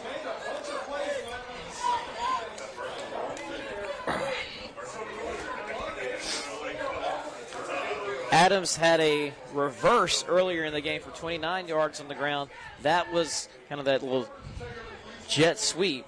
It was a handoff, not the little quick pass that you see. And he lost 10 yards on that one. The Firebirds were not fooled. The only chance there was for Adams to reverse field and try to make a highlight reel play, but couldn't pick it up. Southern Nash takes over, ball at the 26, and the handoff is at 26. This is Hartsfield. Is your ball carrier? Stopped by Jordan Jones. Good one-on-one tackle by Jordan Jones out there.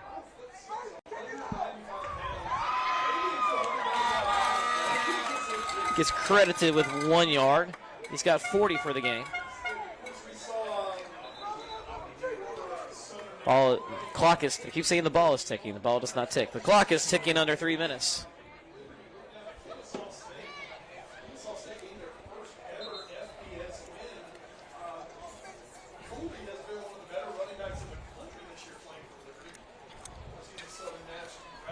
Second and 9 for the Firebirds. Inside the 30. And off is Faulkner. He's got about 2 yards on this one. A lot of hats on the ball there.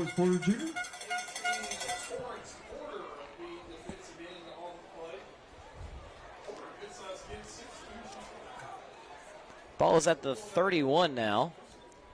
Be a 3rd and 7 coming up for Southern Nash. 37 for the Firebirds. It'll be 31. Clock now ticking under 2 minutes here in the 3rd. The HighSchoolOT game of the week. Remember that after tonight's broadcast, you can keep it at HighSchoolOT for the live scoreboard. Most comprehensive scoreboard 37 for the Firebirds in the state. And then the post-game show at 10:30 tonight. Pitch, the Hartsfield line of scrimmage is about all he gained, maybe one. Taken down by Caleb State. You know, earlier in this game, Jay Mike, around second quarter, we're talking about you can't get complacent. You can't try to play not to lose and can't play to hold the lead. You're at a point now where you're in the final 90 seconds of this third quarter. You're getting the stops that you need if you're Northern Nash. Another touchdown is the dagger in this one, but if you can just get through the next 13 minutes of this game, that's the priority.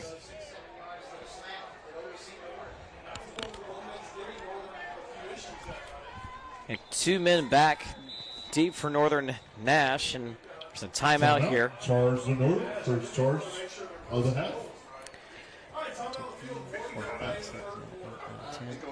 There are 12 men on the field for Northern Nash, so that would have, I don't think it would have picked up the first down,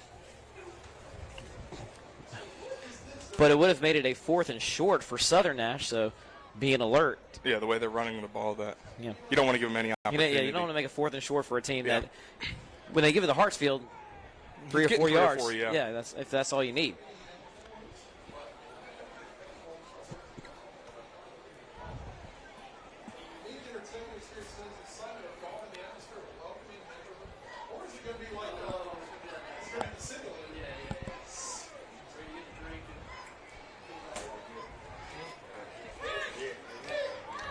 One minute exactly left in the third quarter when that timeout was taken. 4th and 6 for the Firebirds. They look to punt it away. Monte Adams. Barian Strickland look to return it. Kick is up. Punt gets across the 50. Trying to field it on. Ooh, that was dangerous. Trying to field it on the bounce. Barian Strickland diving on it. There's a few different ways that could have ended poorly for Northern Nash.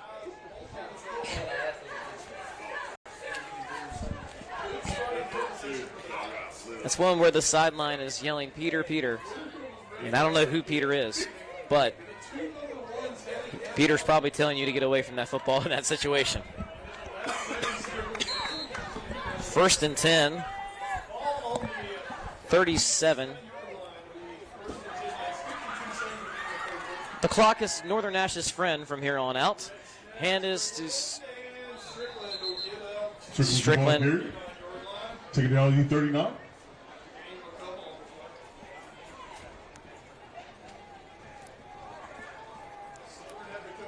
Northern going back with their workhorse. That's his 22nd carry. Seeger's now back into the game, but this is where Eatman and Strickland shine. Yeah, like you said, the clock is their friend. They just need to trim 12 more minutes off of it. Yeah. Under 20 seconds and another stoppage just for funsies, I guess.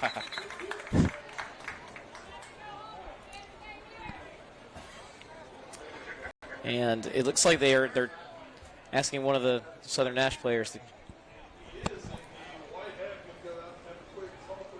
to come out for at least a play here. Ball's on the 40. It's a 2nd and 7. 16 seconds left in the third quarter. There's only been one touchdown, one score in the second quarter. So we had 3 in the first, all by Northern Nash. Southern Nash, the only touchdown in the second quarter, makes it 21-7 at half. Northern Nash, so far, the only score in the third. And going to try to get us to the fourth, I'm sure, on this next play, whatever the play call may be. The official is talking about going east to west. He's at a conference. Yeah, he's got to talk to both coaches here. Southern Nash sideline, Northern Nash sideline. He's getting his steps in tonight. I'm sure most officials do, though. You have to move around quite a bit. You don't get to take a play off.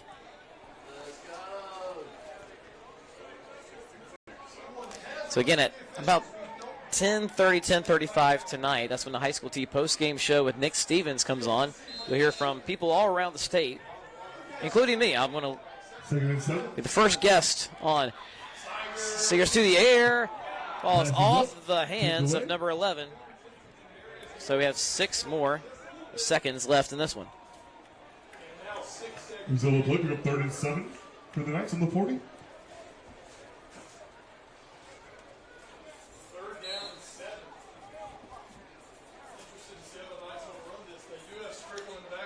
And that is going to be an offside on the defense, I'm pretty sure. Nose tackle jumping a little early there. It'll be a 3rd and short. It's going to be 3rd and 2. 3rd and 2 with 6 seconds left in the third quarter. We saw the penalty. We got 3rd and 2. Think I know who the ball's going to here, J. Mike. Yep. Well, it's in motion. A fake. Wow. Covered up. That, I mean, I feel like that was a good play design. You fake the jet sweep to Adams. You're going to hand off to Strickland. Injury timeout on the field. But the one guy who you had to fool on that play was not fooled. That's Zion Odom.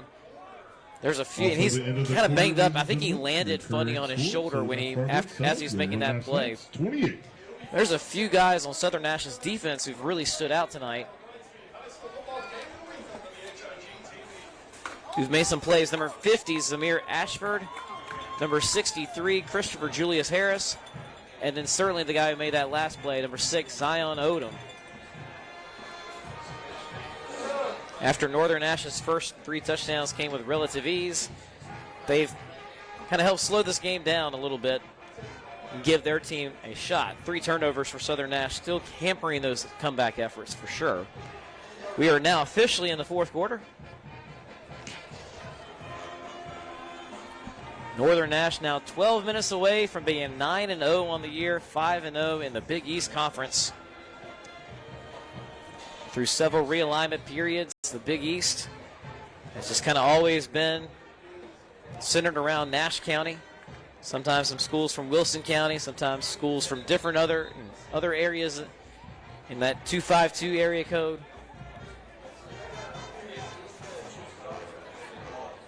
It's always coming down to Northern Nash, Southern Nash, Rocky Mount. Kind of bank on that year after year. 4th and 5 for the Knights. Davis Wells looks to put it away. Davis Wells, who's had a pretty solid night, especially getting touchbacks on the kickoffs early. High snap, he kind of backs up the fields it. This is a low punt, but it's going to get a nice roll inside the 20. Picked up at the 16 by Hartsfield. He's moving around to the right side, trying to pick up blockers. Ball comes out. Ball comes out. Northern Nash is signaling like they have it. No official signal from a referee yet. They're kind of making their way over. Hartsfield ran into the blocker in front of him. He kind of pushed that blocker in to get him upfield, but when that happened, the ball got loose.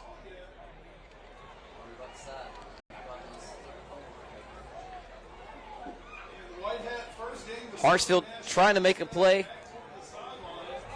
No call yet on the field. They're conferencing it. It looked like there's a scrum on the ground, but there wasn't an official kind of right on top of it. The flag's over there by the 45 the Firebirds. It seems like, from the reactions of the players, they thought it was live ball.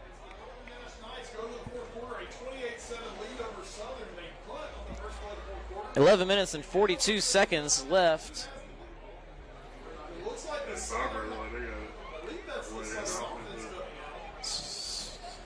Southern Nash. So there's a penalty on both sides. They offset.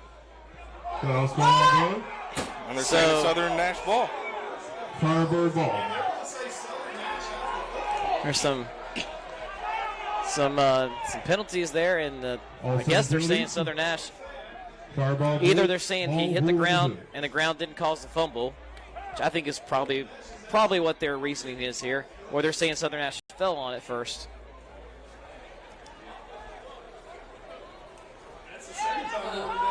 So, and Coach Ferris of Northern Nash is going to try to get an explanation. I believe the referee did signal that the knee was down before the ball came out. So that's what the referees have got. It was a little too tough for me to see, honestly, on the other side. But I do know that Hartsfield got in a little bit of trouble when he was pushing his lead blocker in front of him. They took out the lead blocker and took out Hartsfield.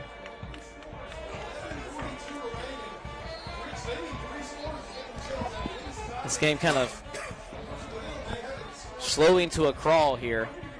We're at the 37-yard line.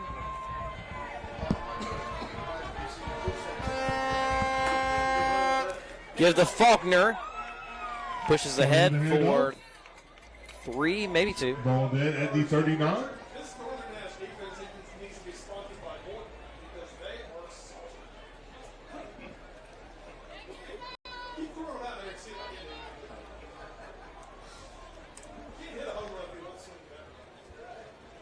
Second and 8 for Southern Nash after this one. 57 yards on the ground on 28 carries. Second and 8 for the Firebirds. Battle's going to try to put it in the air, but he's under duress. Big pressure there by number 12.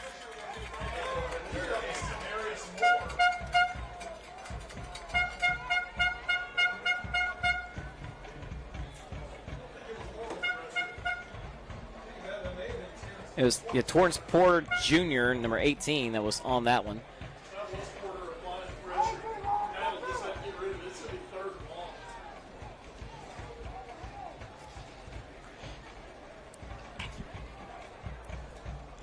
Third and 8 coming up here for Southern Nash. Third and 8 for the Firebirds.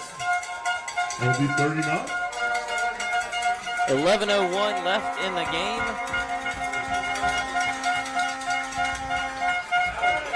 Battle, throwing hit as he throws, and it is incomplete. Incomplete.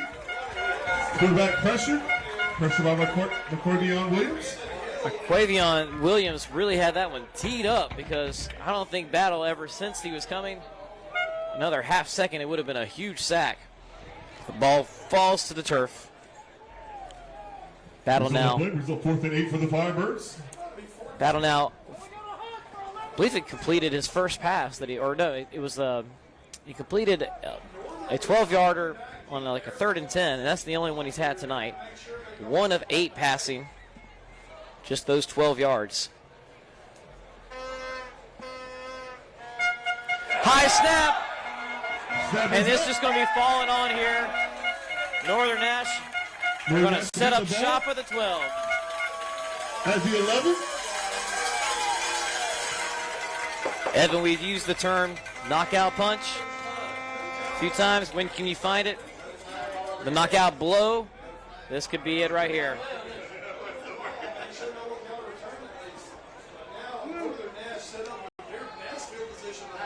$10:51, 4th quarter. Already up 21 points. 13.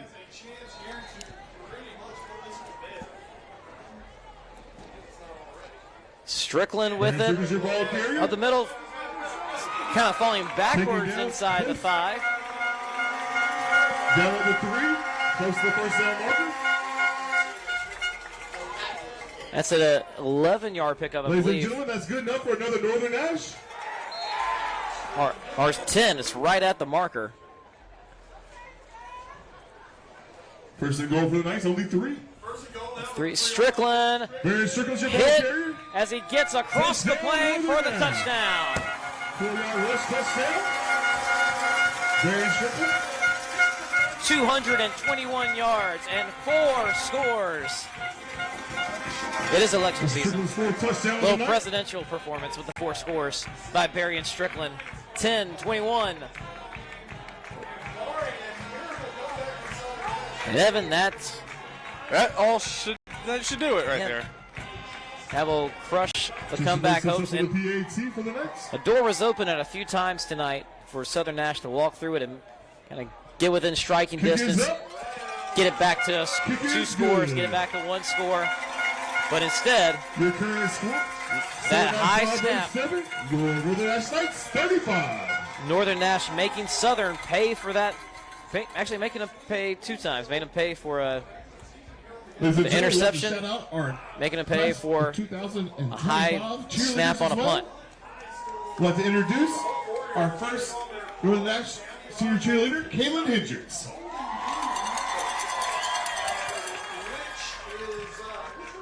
Your next senior cheerleader is Zenobia Pierce.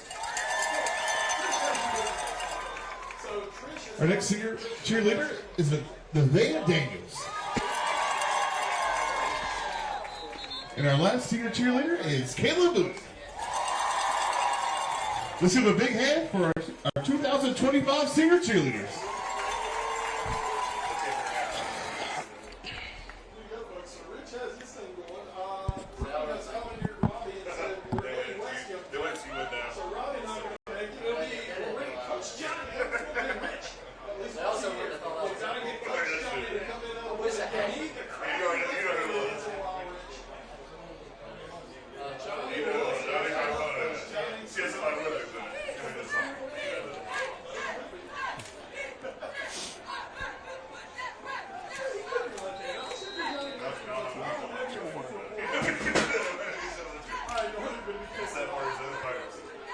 Kickoff here is angled to the sideline and will go out a little too early. Well, that wasn't Wells who kicked it. Number 14 there on the kick. Another flag on the field. Well, there's a little push after the play.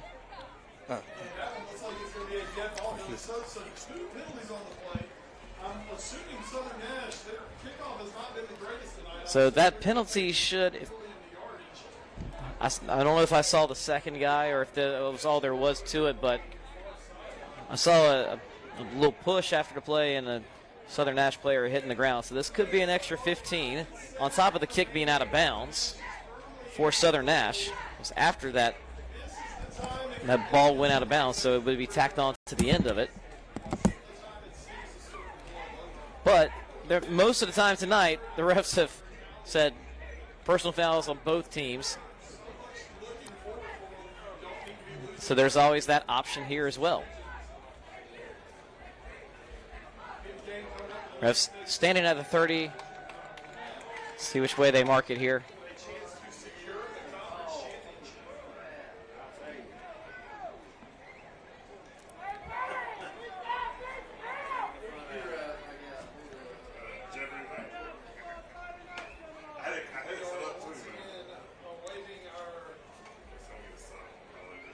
And most people don't like going to the office, getting a lot of meetings on Fridays. But tonight we have a lot. We've had a lot of meeting time. So, an option when the ball goes out of bounds is for it to move it back and re-kick, because it looks like, or maybe this is, yeah, this looks like they're moving it back and having Northern Nash re-kick. Because this is something else. We're waiting for the official to signal. We may figure out what's going on here because players are marching almost to the Southern Nash red zone. Okay. Northern Nash's players went way back. All right, here we go. Here's our official signal. First down.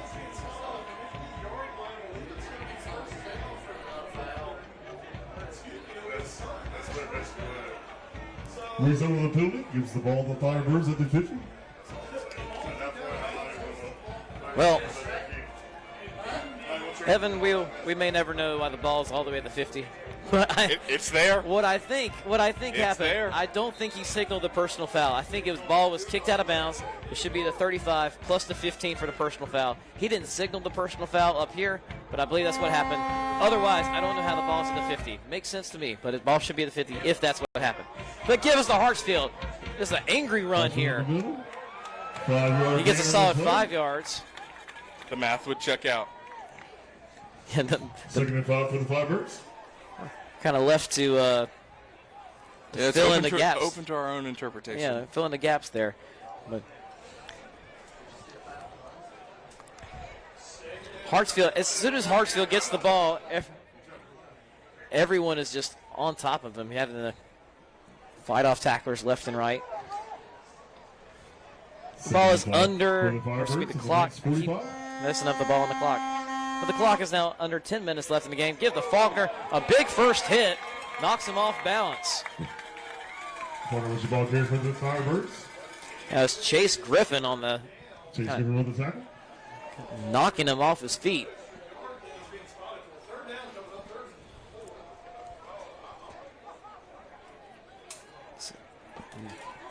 Faulkner up to 19 yards tonight. This looks like a 3rd and 4.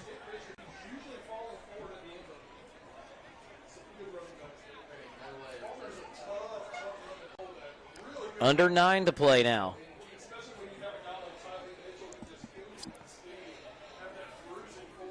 We've mentioned a few times tonight about how Northern Nash has a big matchup at Rocky Mount next week. Southern Nash also hitting the road next week. They're going up to Franklinton. Handoff is to Hartsfield. I think he needed 4 for the first down. I think he got himself 4 exactly. Depends on the spot. Knee hit down a little earlier, so this will be a 4th and 1. Result of the play, result a 4th and short for the Firebirds. Hartsfield almost to 50 yards now. 17 carries.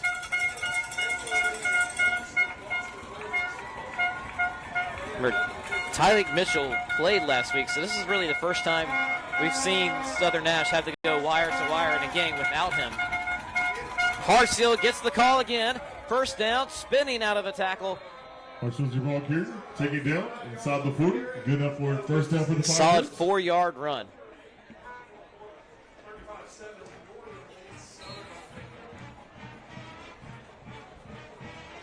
That'll move the sticks. We're under 8 minutes left now.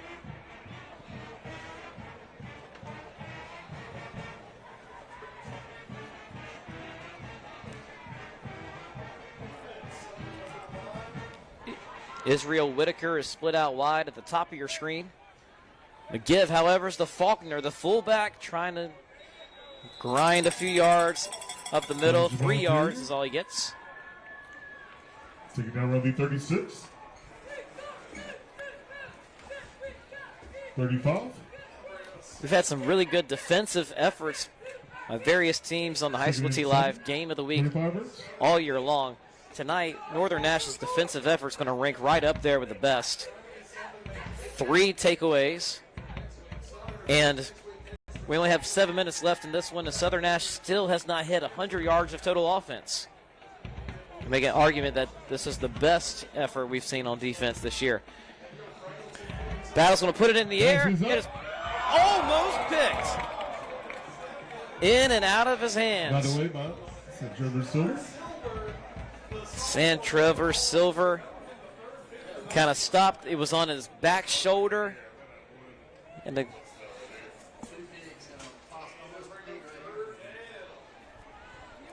back shoulder catches are tough for receivers. So also tough for a defensive back who is having, in that case, completely stop his momentum and come back and make the play. 6:50 left. 38 for the Firebirds. The give is to Hartsfield. He's got the first down. He lowers the shoulder. Another good run there. 35 is where that play started. It ends at the 18.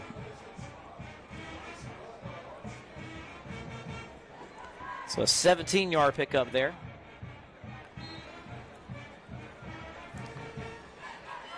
And that finally puts Southern Nash over 100 yards of total offense. And Hartsfield himself now has 70 on the ground. So he's accounting for really almost 70% of his team's total offense. Another first down here. The clock is ticking at about 6 minutes left in the game. First and 10 for the Firebirds on the 19. McGive, Hartsfield. You know, it seems like sometimes you can hit him high. Sometimes you can. At that time, you had a tackler around his ankles. He still fought them both off. 2nd and 6 for the Firebirds. 4-yard pickup there.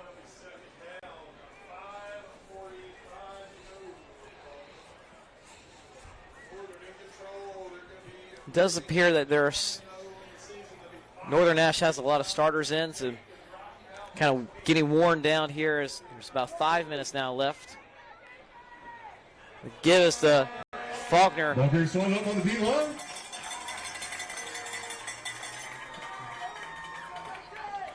They're just ready to tee off anytime it goes to the fullback. They've had that. Now the fullback dive play really covered up well.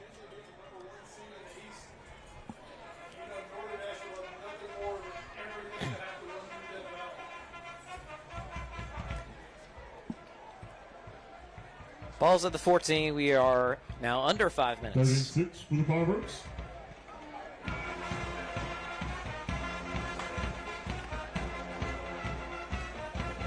The line to gain here is, I believe, the 9-yard line. Handoff. Hartsfield. Good one-on-one tackle made by Staten. Ball carrier taken down. Around the 12.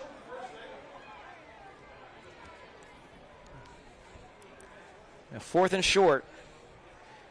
Well, actually, the spot kind of has had to move a little bit back and forth. So now it's set. I think it's about a 4th and 3. 4th and 3 for the Firebirds.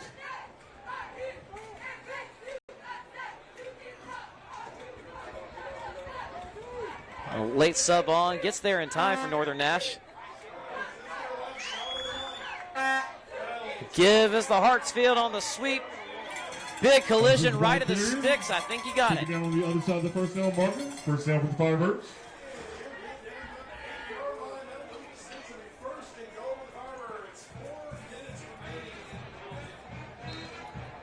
First and goal from the 8 coming up here. Clock now moving under 4 minutes. First and goal for the Firebirds on the 8.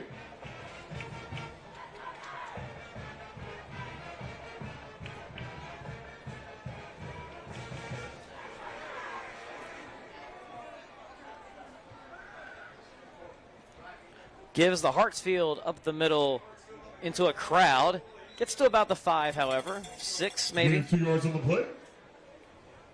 Second and goal on the 6 for the Firebirds. All right, folks, I'm going ahead and call it. Rocky Mount up late in the third quarter,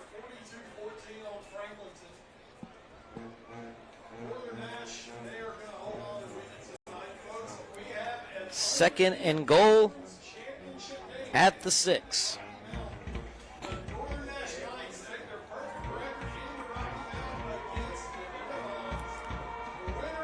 Hartsfield trying to cut it up inside. Minimum gain on the play. Minimum gain on the play. Taking it out right at the 5. No gain on that one. Hartsfield, 24 carries, 83 yards the hard way. Injury timeout on the field. Injury timeout on the field. There's an injured Firebird with 2:44 will stop the clock.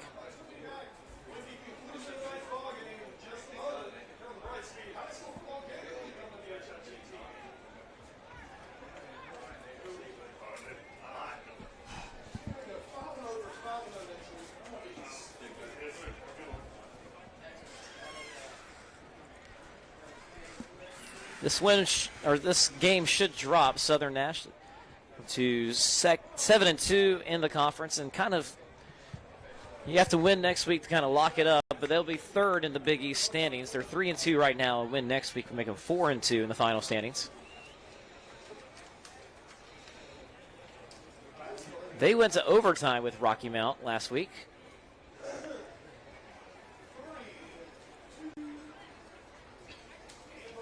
Rocky Mount's 3 losses, however, were to Tarboro, and there's never any shame in that one. A 1-point loss to Vance County and a loss to Northeastern. Again, no shame in that one.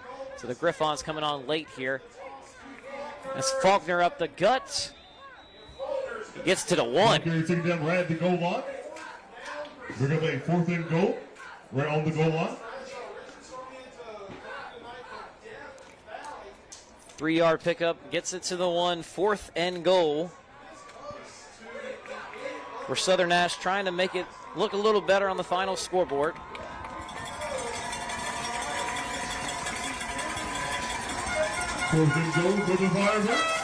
It's to Hartsfield, and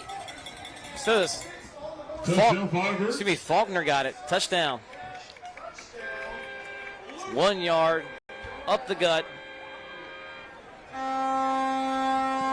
1 minute 56 seconds left in the game.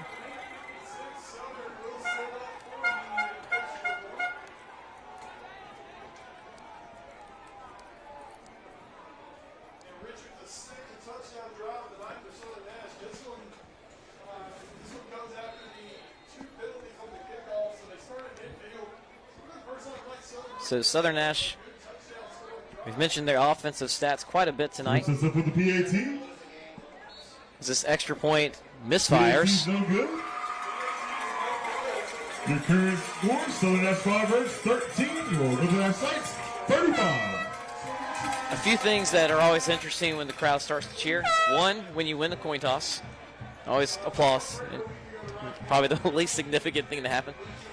And then 2, other team missing an extra point when you're up very comfortably. So a little bit of celebration. 35-13 is the score, 156.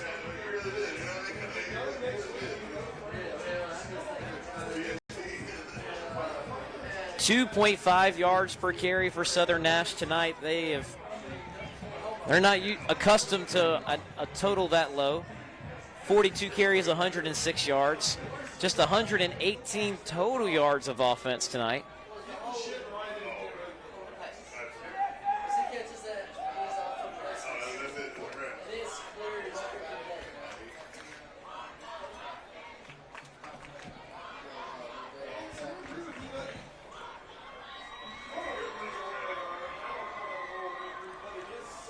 So Northern Nash, their non-conference was 4 matchups against teams from Pitt and Wilson County. They defeated Hunt, then Fike, then J.H. Rose, and a 42-36 bar burner. D.H. Conley with a big score, 55-17. And in the Big East, I kind of like how they do this. The 3A and 2A teams, it's a split conference. They play each other first. Southern Nash will go for the onside kick. And it's a quality one, but it doesn't get that high skip off the ground like the last one. And it is covered up by Northern Nash.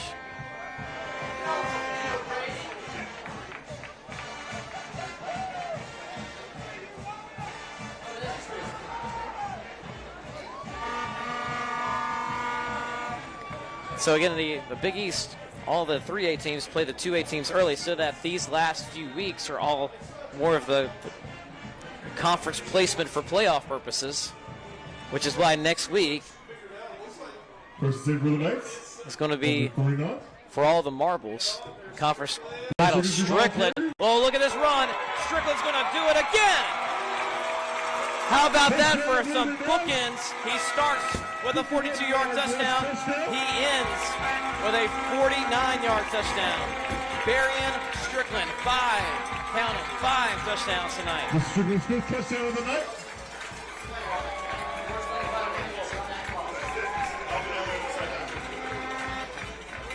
$272 yards. That's 51 yards.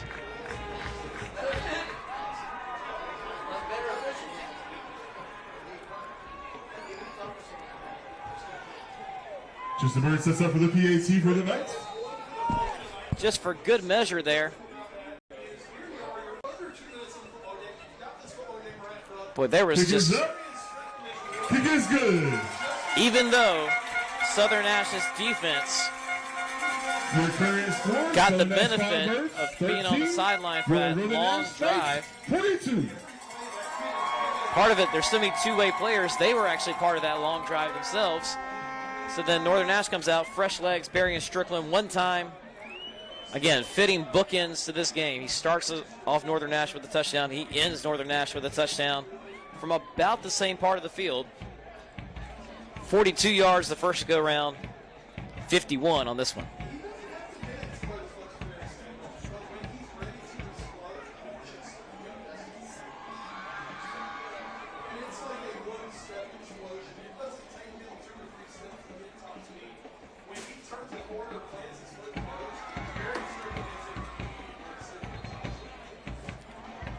Strickland now 26 rushing touchdowns on the year.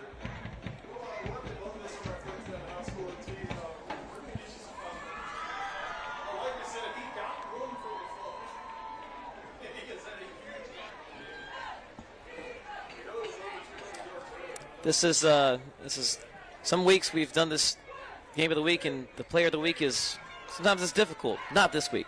Barian Strickland, That's the kick off for the night. 25 carries, 272 yards, and 5 scores.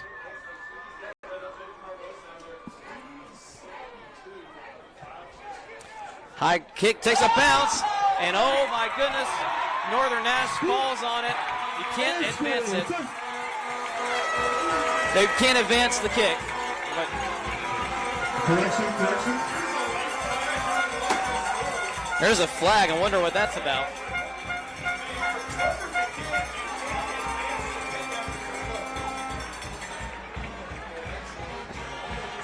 Correction, ball is down on the recovery. Correction.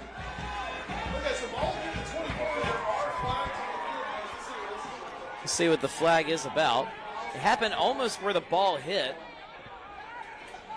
So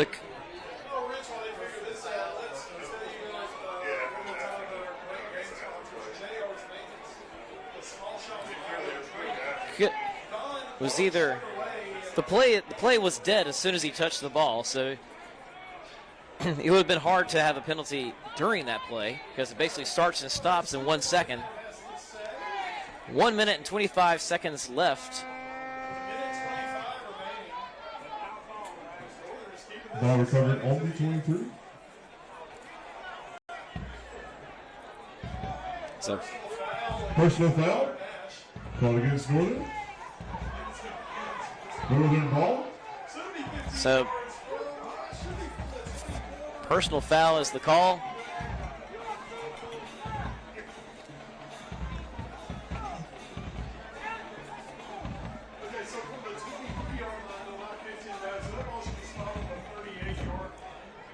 Personal foul called against Northern. J-Mike, I don't think people in the crowd are aware you Put the ball can't in the 38. advance. You don't The think they kick. what? Compared to the And 23. they're letting the officials know. Yeah, despite this being a comfortable win, there have been a lot of frustrating things for Northern Nash. This might be one of the more frustrating 42-13 wins you can find. Now Zeman's your ball carry. Eatman is in the game now. I think Strickland's night is Taking down done. the 35. Well, at this point, you can almost run out the clock. Gain of 3 yards on the play. Bring up 2nd and 7. Who's to say? I think they may have tried to run out the clock last time. Strickland just had was such there. fresh legs. It was there. It was there. And just there's no one on the field that can catch up to him once he's got a full head of steam. But remember, got shaken up earlier in the game. He's played a lot of defensive snaps. And now he's having to be helped out. So Strickland's night is not done. I jinxed that in one play. Surely he doesn't score again. Can Southern Nash keep him out? I mean, it depends on, are they going to take a knee or are they going to hand off You're to at a Strickland? point now where you can take 2 and be done with it. I don't think Southern Nash is going to call a timeout to mess with anything if Northern did want to go to a knee. But Northern did what it needed to do tonight. Absolutely. That they took care of business. Victory formation here. There it is. And this will do it for us tonight, folks. Week 10 of High School T Game of the Week is in the books. Let's run through a few of these stats as Northern Nash keeps its undefeated dream of a season alive. 9-0 now. Can clinch the conference next week. It's a winner-take-all for the conference. Rocky Mounts. We overheard Rocky Mount winners tonight against Franklinton. And some quick stats for you all. Barian Strickland, that's the player of the game. 25 carries, 272 yards, 5 touchdowns. Miles even, 11 carries, 57 yards, and 1 touchdown. For Southern Nash, top rusher was Jaden Hartsfield, 24 carries, 83 yards, and 1 touchdown. Luke Faulkner also had a touchdown, 15 carries and 24 yards on the ground. Well, Evan, like you said, Northern Nash did what it needed to do tonight. Ladies and gentlemen, that is ball game. And folks, we thank you for joining the High School Team Postgame Show. Remember, Harvey Smith High School Team Game of the Week. Remember tonight you have the postgame show with Nick Stevens at 10:35. You can be refreshing the live scoreboard as the scores come pouring in there tonight. I am J. Mike Blake. Next to Evan Moesta. We thank you all for being here. Thanks for stopping by. We'll see you around, and we'll see where we're heading next week as we wrap up for many teams. It'll be the conclusion of the regular season. Thank you guys. Have a good night.